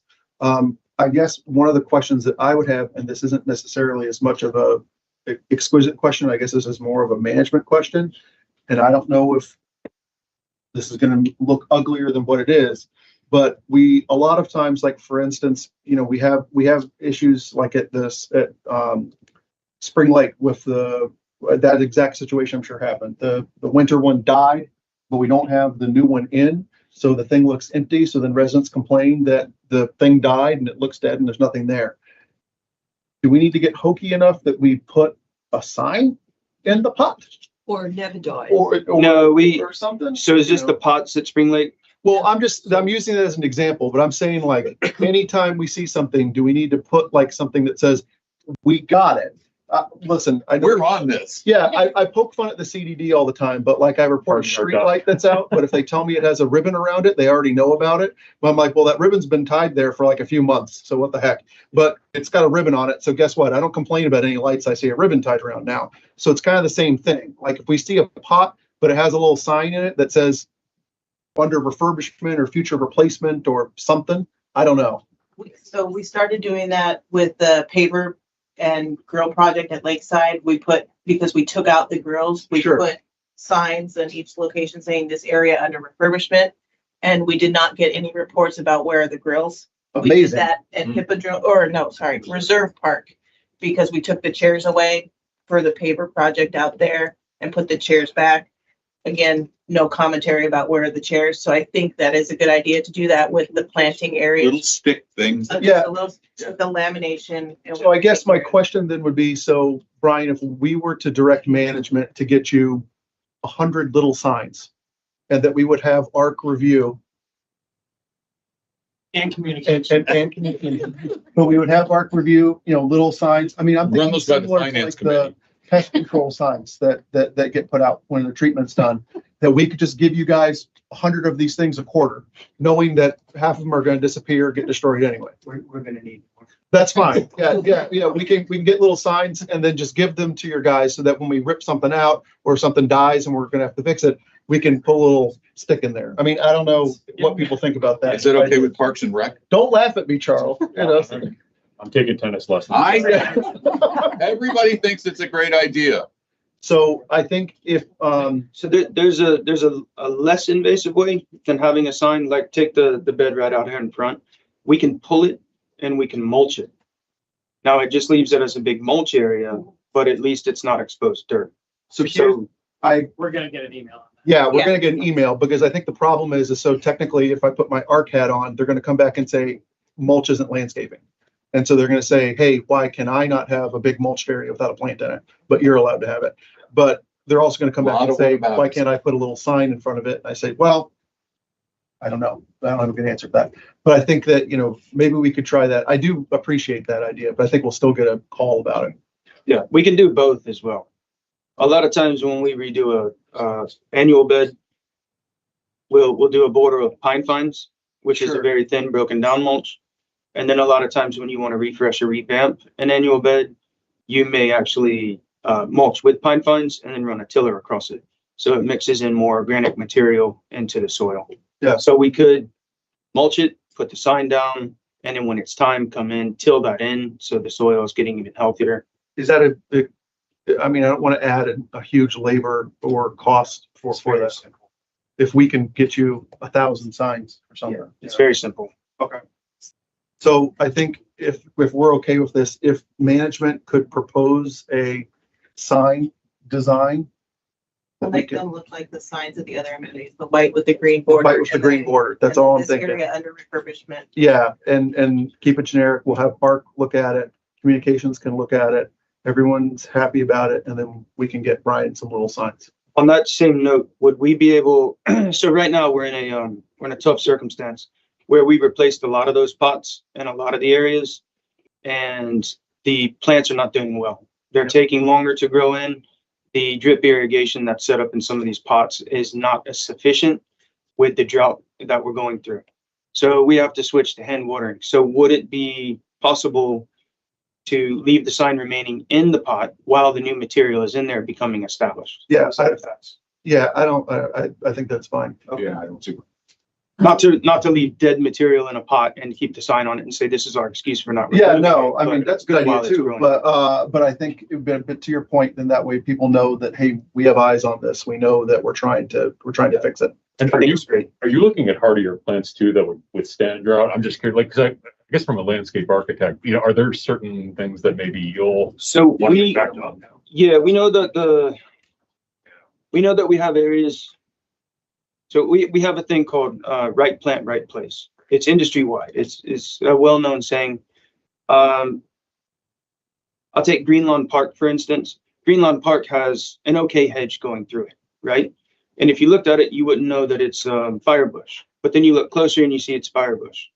Firebush is full of blooms, orange, yellow, red, hummingbird type blooms that, more needle-like. This hedge will not flower. So why did someone plant firebush under an oak tree canopy where it's not going to do what it's supposed to do? So in your instance, when we know we have drought, like Deer Woods was designed this way with Florida native plants. Which, by the way, looks really good. I know it looks really nice. It does. It won't always have that much color, and it will have to be cut back hard from time to time. It should always come back.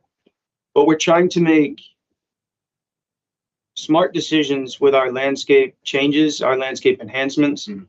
And some of that is drought tolerance. There's one plant, actually, there's a couple of plants in Deer Woods that we are testing, and we put them in specific locations for these instances. Turkey frog fruit, which is really difficult to say, is one of them, but it is a Florida native ground cover. This could potentially be a game changer for some of these areas, these CDD easements in front of people's houses. Can I, when you say testing, that's not testing on that's your own, you're putting that out there, or are we testing? Are we the guinea pig for those? No, we just, sorry. What's it called again? Turkey frog fruit. Yeah, it's a funny one. Well, that's a marketing. It is. It's a film. So it's out there. It was designed to be put in Deer Woods because it's a pollinator. It's not a host plant. It's food. Yeah. So we put it out there for that reason. It's interesting to put out there because it hadn't been put in an area before. Yeah. It's doing really well. So we're interested to see as the summer comes on, more rains come in. Will this thicken up enough to be a sod substitute? Will it survive in shade? A lot of new neighborhoods. So this drought tolerant thing, a lot of new neighborhoods are being designed where the house is being built with no irrigation installed in the backyard.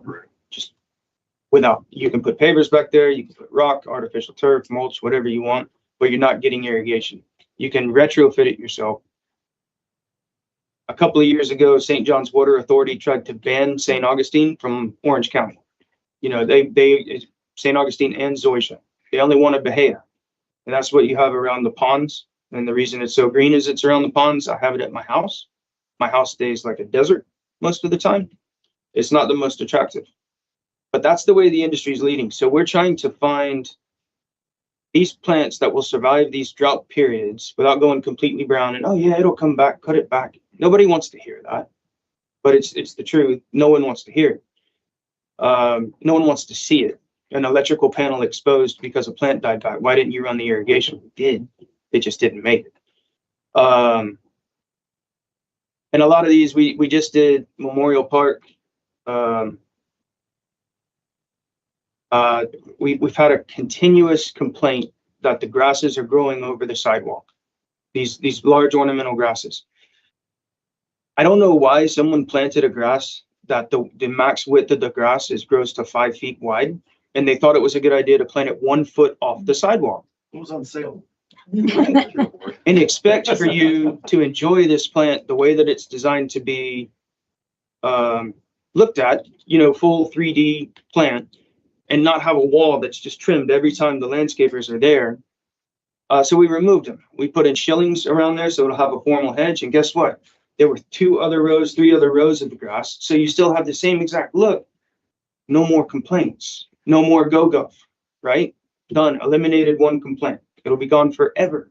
Yeah, the one thing, again, I want to go back to the testing comment. I understand where you're coming from, but I think a lot of these, I don't want to speak for others. I don't want to be a hypothesis. Like, we need things that are actually going to work, This is not just passing on costs and having to wholesale replace them if they don't work. correct. So We're not allowed. And I don't mean that, and I'm just saying we need to. when I say, about what when I say testing, I mean testing in celebration. I don't mean testing the plant, like we found a new plant, we're gonna test it, and this is the place in Central Florida they're testing it. This is being installed massively in neighborhoods, new subdivisions being built. Are you talking about the turkey tangle frog fruit? That's the It's one. turkey You got it. tangle. You got it. You can say it easier if it's turkey tangle frog fruit. We, And by the way, just for RFK and his friends, it kills tapeworm. Can I ask you a question? As long as it's about tapeworms. It's on the web. There was some comments made about down in Artisan with the vandalism, there's still tire marks or cones still down there. Is there an issue there? they could have removed the cones could have been gone a long time ago. There wasn't really a trip hazard or anything. I think they were left at like the signs left there so people knew that it was still being worked on. Yeah, the issue was we cannot get Bermuda grass. Yeah. Now I say that we can get Bermuda grass. We can get common Bermuda grass. So to everybody, we can get common Bermuda grass. It's a weed. And if we put it into our parks where the parks are a mix because it's been whatever anybody could get. There's TIF 419, TIF Tough, TIF Way, Celebration Bermuda is the number one that's in all of these. I think it's just a coincidence that it's called Celebration Bermuda. But that's the number one. Like that's what the athletic complex fields are. And that's what the majority of the parks are. We cannot get it. I've called every sod farm from here to Jacksonville down to Miami, and no one has it.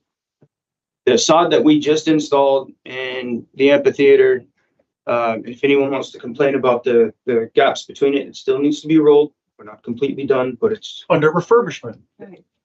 so. All right, We- you guys, just to let you know, Thank you. Yeah, we have a long meeting tonight. Just Sorry, Brian. Thank no you. problem. but no, Thank you. just want to reiterate Yeah. that we still have more to go after this, and we still have long stuff. So, any other questions for Brian? Just Okay. trying to clear some stuff off of. Oh yeah, no, I'm good. I'm just saying just before anybody gets as long-winded as Charles did. I will tell had a lot you of questions. that I think we've identified the two worst parks in Celebration from Long taking Meadow? over. Which one? Long Meadow? Long Meadow and Amphitheater. They're really, really bad. Need some love. And one more question, the nematodes.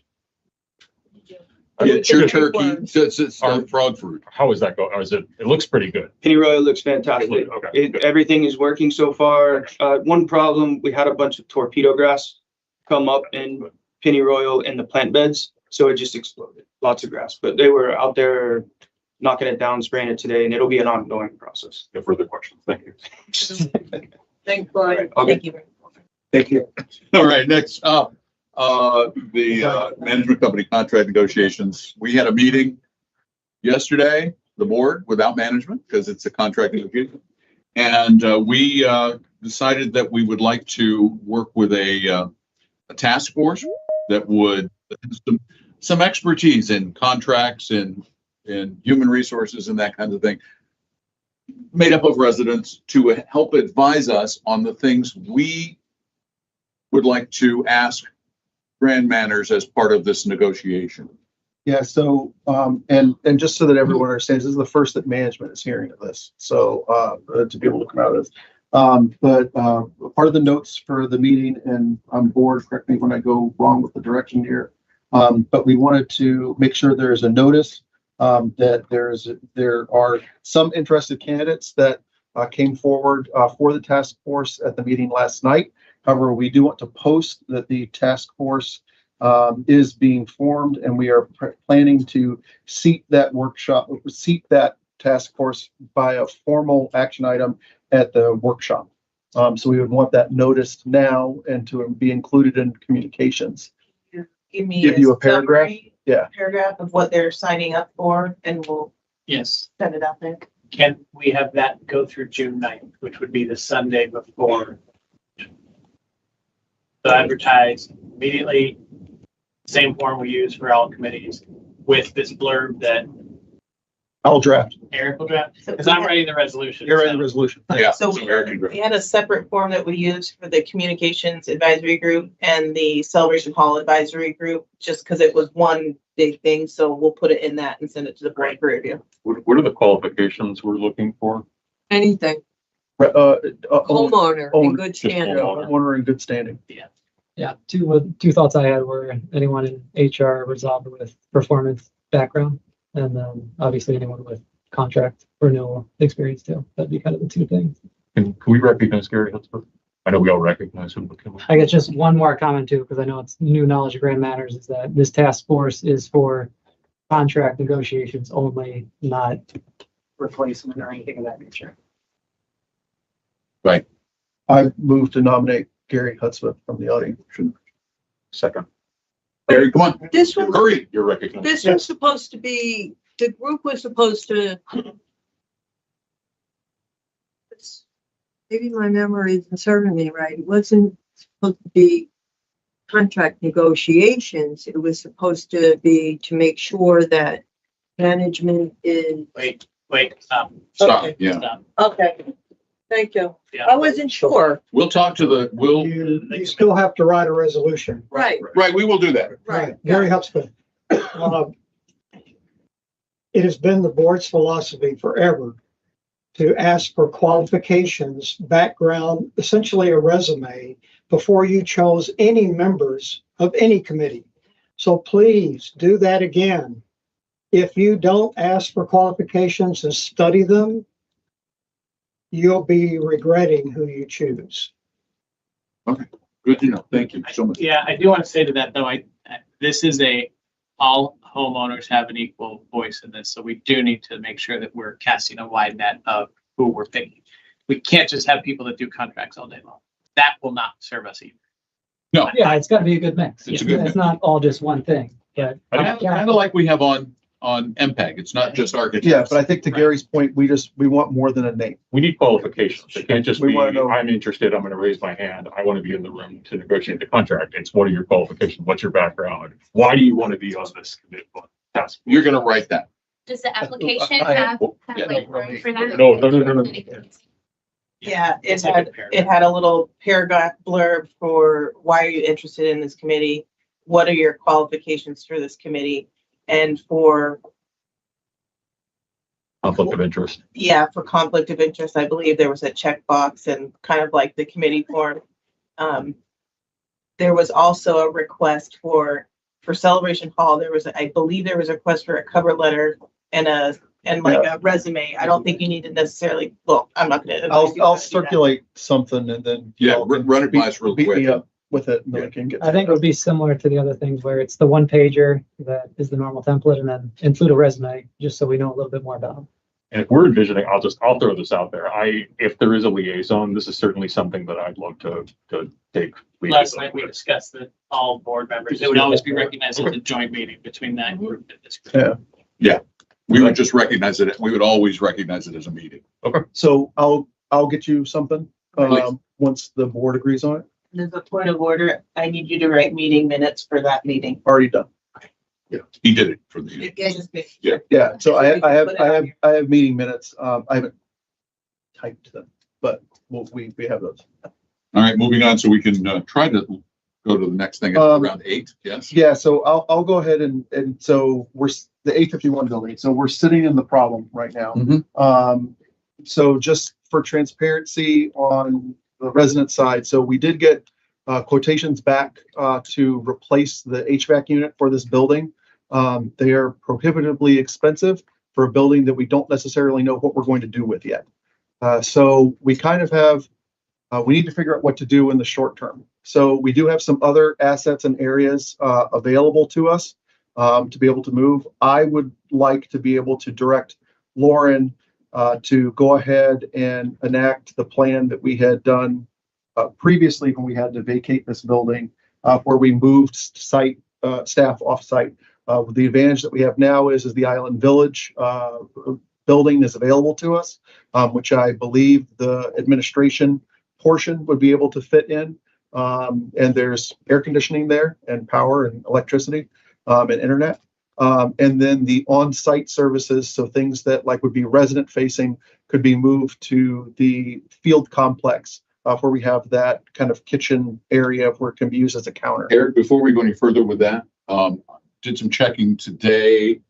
Lauren is going to meet with another AC guy who's local, who says that he can install a system to cool the offices within a couple of days, starting next week. Yeah, I think the problem that I have is that, okay, we can do that. I think that the issue. It'll be at 4 o'clock tomorrow, so we'll have. I have one other concern with that, because it's not just the HVAC that's a concern with this building. We also have electrical issues in this building. Yeah. I have an injured staff member because she had her phone charger plugged into the wall and laying across her lap, and there was a surge that caused a burn over her leg. We turned on. So you do need to get out. You're saying you need out. We turned on Okay. a coffee pot. It started sparking. I can't put lights over the front counter because when I do, they start to smoke. All right. Are we talking about moving them for to just our property or to Lexington? No, I think just our property at this time. So I think we you need to talk say- about just short term right You now. say go down to Island Village. So you say put the administrative staff down there. So nobody that works for Grand Manners can ride their net on Celebration Boulevard. Yep. So if Rose has to go out and do service area, landscaping and all of that, she can't get from Island Village to Celebration. But Celia, she could take a car from there to here. So we have Okay. CROA vehicles. It's good. I'm not saying anything's gonna be perfect. No, Pain in the butt. not. Deploy people remotely, do what you need to do. Obviously, you don't need everyone on site, assuming every single day. Right? Right. It's even, there are some customer facing functions and there are some non-customer facing. So, I mean, obviously Parks and Rec is about to start summer camp. Sure. They're gonna already have moved to Jones Room and the stick room for summer camp. They'll be there for the remainder of the summer. So they're out of the equation. Lifestyle staff, not resident facing, they can work remotely. They did that well when we did this last year. Front counter obviously has to be here on site. Community standards obviously has to be here on site. Service area, because of the number of projects that we have going on, I would say they should be on site more days than not during the week, or at least have an alternate. The rest of us that are more back office facing, we can come on site when we have meetings. We can park at Island Village. Might I also suggest then, if that's the case, that we take our meetings remote? Yeah, so the second portion of this is that I do think that we need to, and I don't know if this is a task force or just a direction from management or something we come up with, but we do technically need, in my opinion, a shuttering plan for the 851 building. It's got to stay under air somehow. So that we figure out how to keep the building at least without deteriorating further. But at the same point in time, we're moving staff and services off-site for an indeterminate amount of time to figure out what we need to do there. So I'm going to invoke what I said last year when we tried to come with the Lexington thing. I had proposed a 30, 60, 90 plan. In the first 30 days, what do we need to do to start communicating to residents? What's the plan? How are services going to be impacted, et cetera? 60 days, whatever that's defined as, 90 days. And it sounds like we need to get out probably more accelerated than 90 days. I don't think I can ask staff to continue to work in this building for another 30 days. No, So at 10, 20, 30. I would, so just, I mean, just my office, Eric and Jared can attest to it. My office was sweltering when we had. yeah, this is very comfortable in comparison to the So office. do you have a plan right now? What is the most aggressive but reasonable way to get out an exit strategy and not disrupt? Has that been articulated? Yeah, we've talked about it as a management team. We've mentally prepared for it. If we start messaging tomorrow about a move and a transition, obviously there's the holiday period. I would suggest a final transition to be, we are definitely opening front counter services next Friday. And we just blast this out as much as possible overly aggressively over the weekend and over the next week. And in the meantime, I can work with Brian and our vendors in terms of a shuttering plan and propose that to the board. Might I also suggest that we look at purchasing rather than renting commercial dehumidifiers? We will, yeah. Because that, I'm looking online, they're $800 Yeah. each, and that will take care of, 3 of them will take care of this building. Yeah, and I think really it's focusing on dehumidifiers in this part of the building Mhm. and a small AC/dehumidifier unit in the IT closet area. So I do think too, the other piece that I would propose, and I'm happy to draft this, is I do think that a letter to the community needs to go out from the board. Yep. Stating what we're doing, not from management. Yep. I think agree. that we need to come across as a board to the community to say, we got a problem. And we know that this isn't ideal for anyone.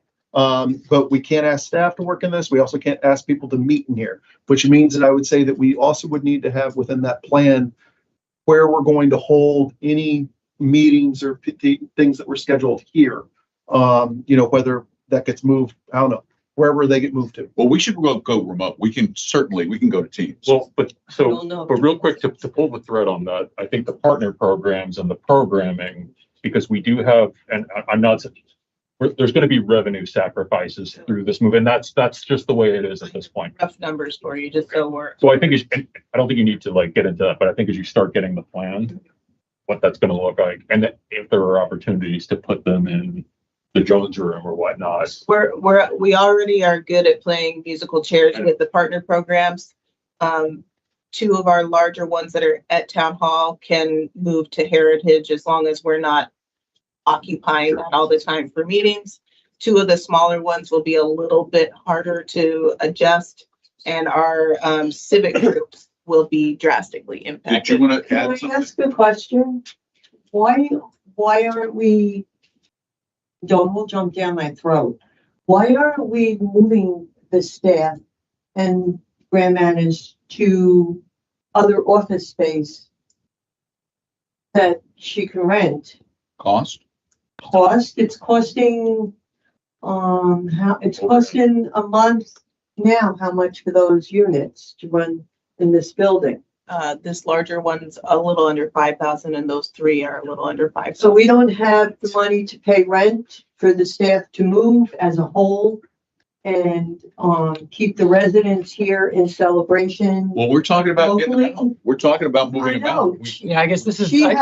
She has options other than moving down to Island Village, other than us going remote. That was a big, when we were remote during COVID and when we came out of being remote, that was a big pushback from the community that we remained remote because the residents that show up to the meetings like to be in person. So if we still continue to have our meetings at Heritage Hall, that's available, you're going to move the reception staff down to the civic corridor where the resident can go to town and they can't utilize Lakeside now because of summer breakout. So yeah, I don't think that's off the table, but this needs to happen. This can happen as soon as possible. Yeah, I guess Celia with. I just I'm don't in want agreement us with to you, get Celia. comfortable with her being scattered and her team all over the place. My understanding here is that this is immediate action we're Right. taking for the next, say, 2 to 4 weeks. So Right. we need to find a more permanent solution, which if that is a lease with someone that Right. is going to cost money, we need to take that step. Okay. We cannot have meetings at a Heritage Hall. We can't have them sporadic all over the place. Work from home solves one issue for some of the employees, but having a location where we can hold meetings, where people can drop off checks for HOA dues, all that type of stuff, we need to have that location somewhere. But let's test this out before we go and jump to a lease with Lexan and start getting council involved and start thinking about, what that looks like. Let's have a plan in place and let's see how this looks. Yeah. And if it becomes a burden on residents, then we come back and revisit this. Right, we need to get them the heck out of here. Yeah, I see, and I agree with you, Celia. I'm not a fan of that, but I don't think it's all off the table. And I think to me, it's more of, we need to get them out of here. We need to get them out of Absolutely, here, they should have been out of here in Today. October. You know, Sorry. so, you know. But I guess And they have the option. to Celia's point, at our workshop next month, I would want Grand Manager to have lease options for us that we can review, because that's the next step in this is we get them out of this building. Now we need to find where their new home is going to be for the rest of this year. So for immediate purposes here, I support Eric's recommendation of moving to those. As do I. Yep. So is it possible just for the reception part, because they were in the stick room, and the residents loved the fact that they can go right to Lakeside, do what they had to do. Is there an option of getting one of those portable trailers and putting it in the parking lot in the back, just for the reception staff? Is that an option? That'll cost as much as the lease. Yeah, that, It's called a Butler building. Yeah, Right, Butler. Disney uses them all the time. right. Well, it costs a lot of money. They're very expensive. But I think the design, we have space. We have to maximize the space we have and use it strategically. And again, certain functions are not client facing, some are. Let's see what this looks like. And again, we'll revisit it. Yeah, I think we need to talk. Can we have Greg come up? I think he may have some comments. Yeah, just a quick one. I know we've gone through this drill a couple months ago. We do have some desk space over at the CDD building, and obviously we've got the front reception desk area there, not a lot. But if that works at all in the equation, especially if you can already have folks out in the corridor, let us know. That's great. Work that Thank into you. it. Yeah, thank you. Thank you very much. So, so management's clear. And that's actually a pretty good idea for front desk, Yeah. because there is parking out there, and it's pretty accessible. So get out. Yeah. Okay. Tomorrow, Yeah. we'll help you pack. So, I will go ahead and, I will draft a letter similar to what I did the last time, and circulate it with the board. And then once that's vetted, I'll get it over to you so that we can send it out. All right. Let people know what's going on, but I don't want the letter to hold up you guys moving. we'll start the process tomorrow, get the team together, all of that, but we won't start messaging until we have the letter from the board, because that'll be our kickoff for messaging. And do please get in touch with Greg and see if you guys can work out some Will do. usage of that space. Well, I guess honest opinion, how long can this makeshift process work for you guys? We did. And I don't want to make it painful for you. I want to truly honest. How long can you truly serve Celebration to the same or better that you currently are doing with this other plan we're going right now? I can't serve it better. I can tell you that when we did this in January and part of February in 2022, it was a bit of a struggle. Granted, now we've corrected some of the access issues that gave us the key card issue that was one of the biggest pain points. But CCFC, it gets noisy in there when you have 8 people on the phone. Residents don't always like driving out there to access us. We want them to see the community. It's the scenic route. It's a scenic route. But I will say the CCFC, we've already addressed the electrical issues, so we will be able to charge the NEBs there and have access to the fleet there. There's plenty of parking out there. It is sustainable for a period of time. It's just, I think the biggest downside to this is you're going to move people like me and Jeff and Jose off-site for more, or not necessarily off-site, but out to Island Village, where currently residents can walk in, and if we're not busy, we will come out and talk to them. That's what I'm trying to So that's explain. going to be your biggest attractor. Your normally front-facing individuals are still going to be front-facing. It might be a little more difficult to access them, but they're there. You're just not going to have that walk-in ability to talk to necessarily management, the lifestyles team, things like that. Well, I view this as a transition, so be honest with us that if there's issues, concerns, whatever, voice them to the board so that we're aware of it. Don't just kind of suck it up, buttercup kind of thing and push through and deal with it. But if something isn't working, let's figure out how we can get a solution there. And hopefully we can figure out more of an intermediate term solution for them that is sustainable, not just something that our backs are all against the wall to do something and we need to get them out. Okay. Motion to adjourn? Motion. Second? We need to kick all you guys out. Thank you all for being here. Thank you.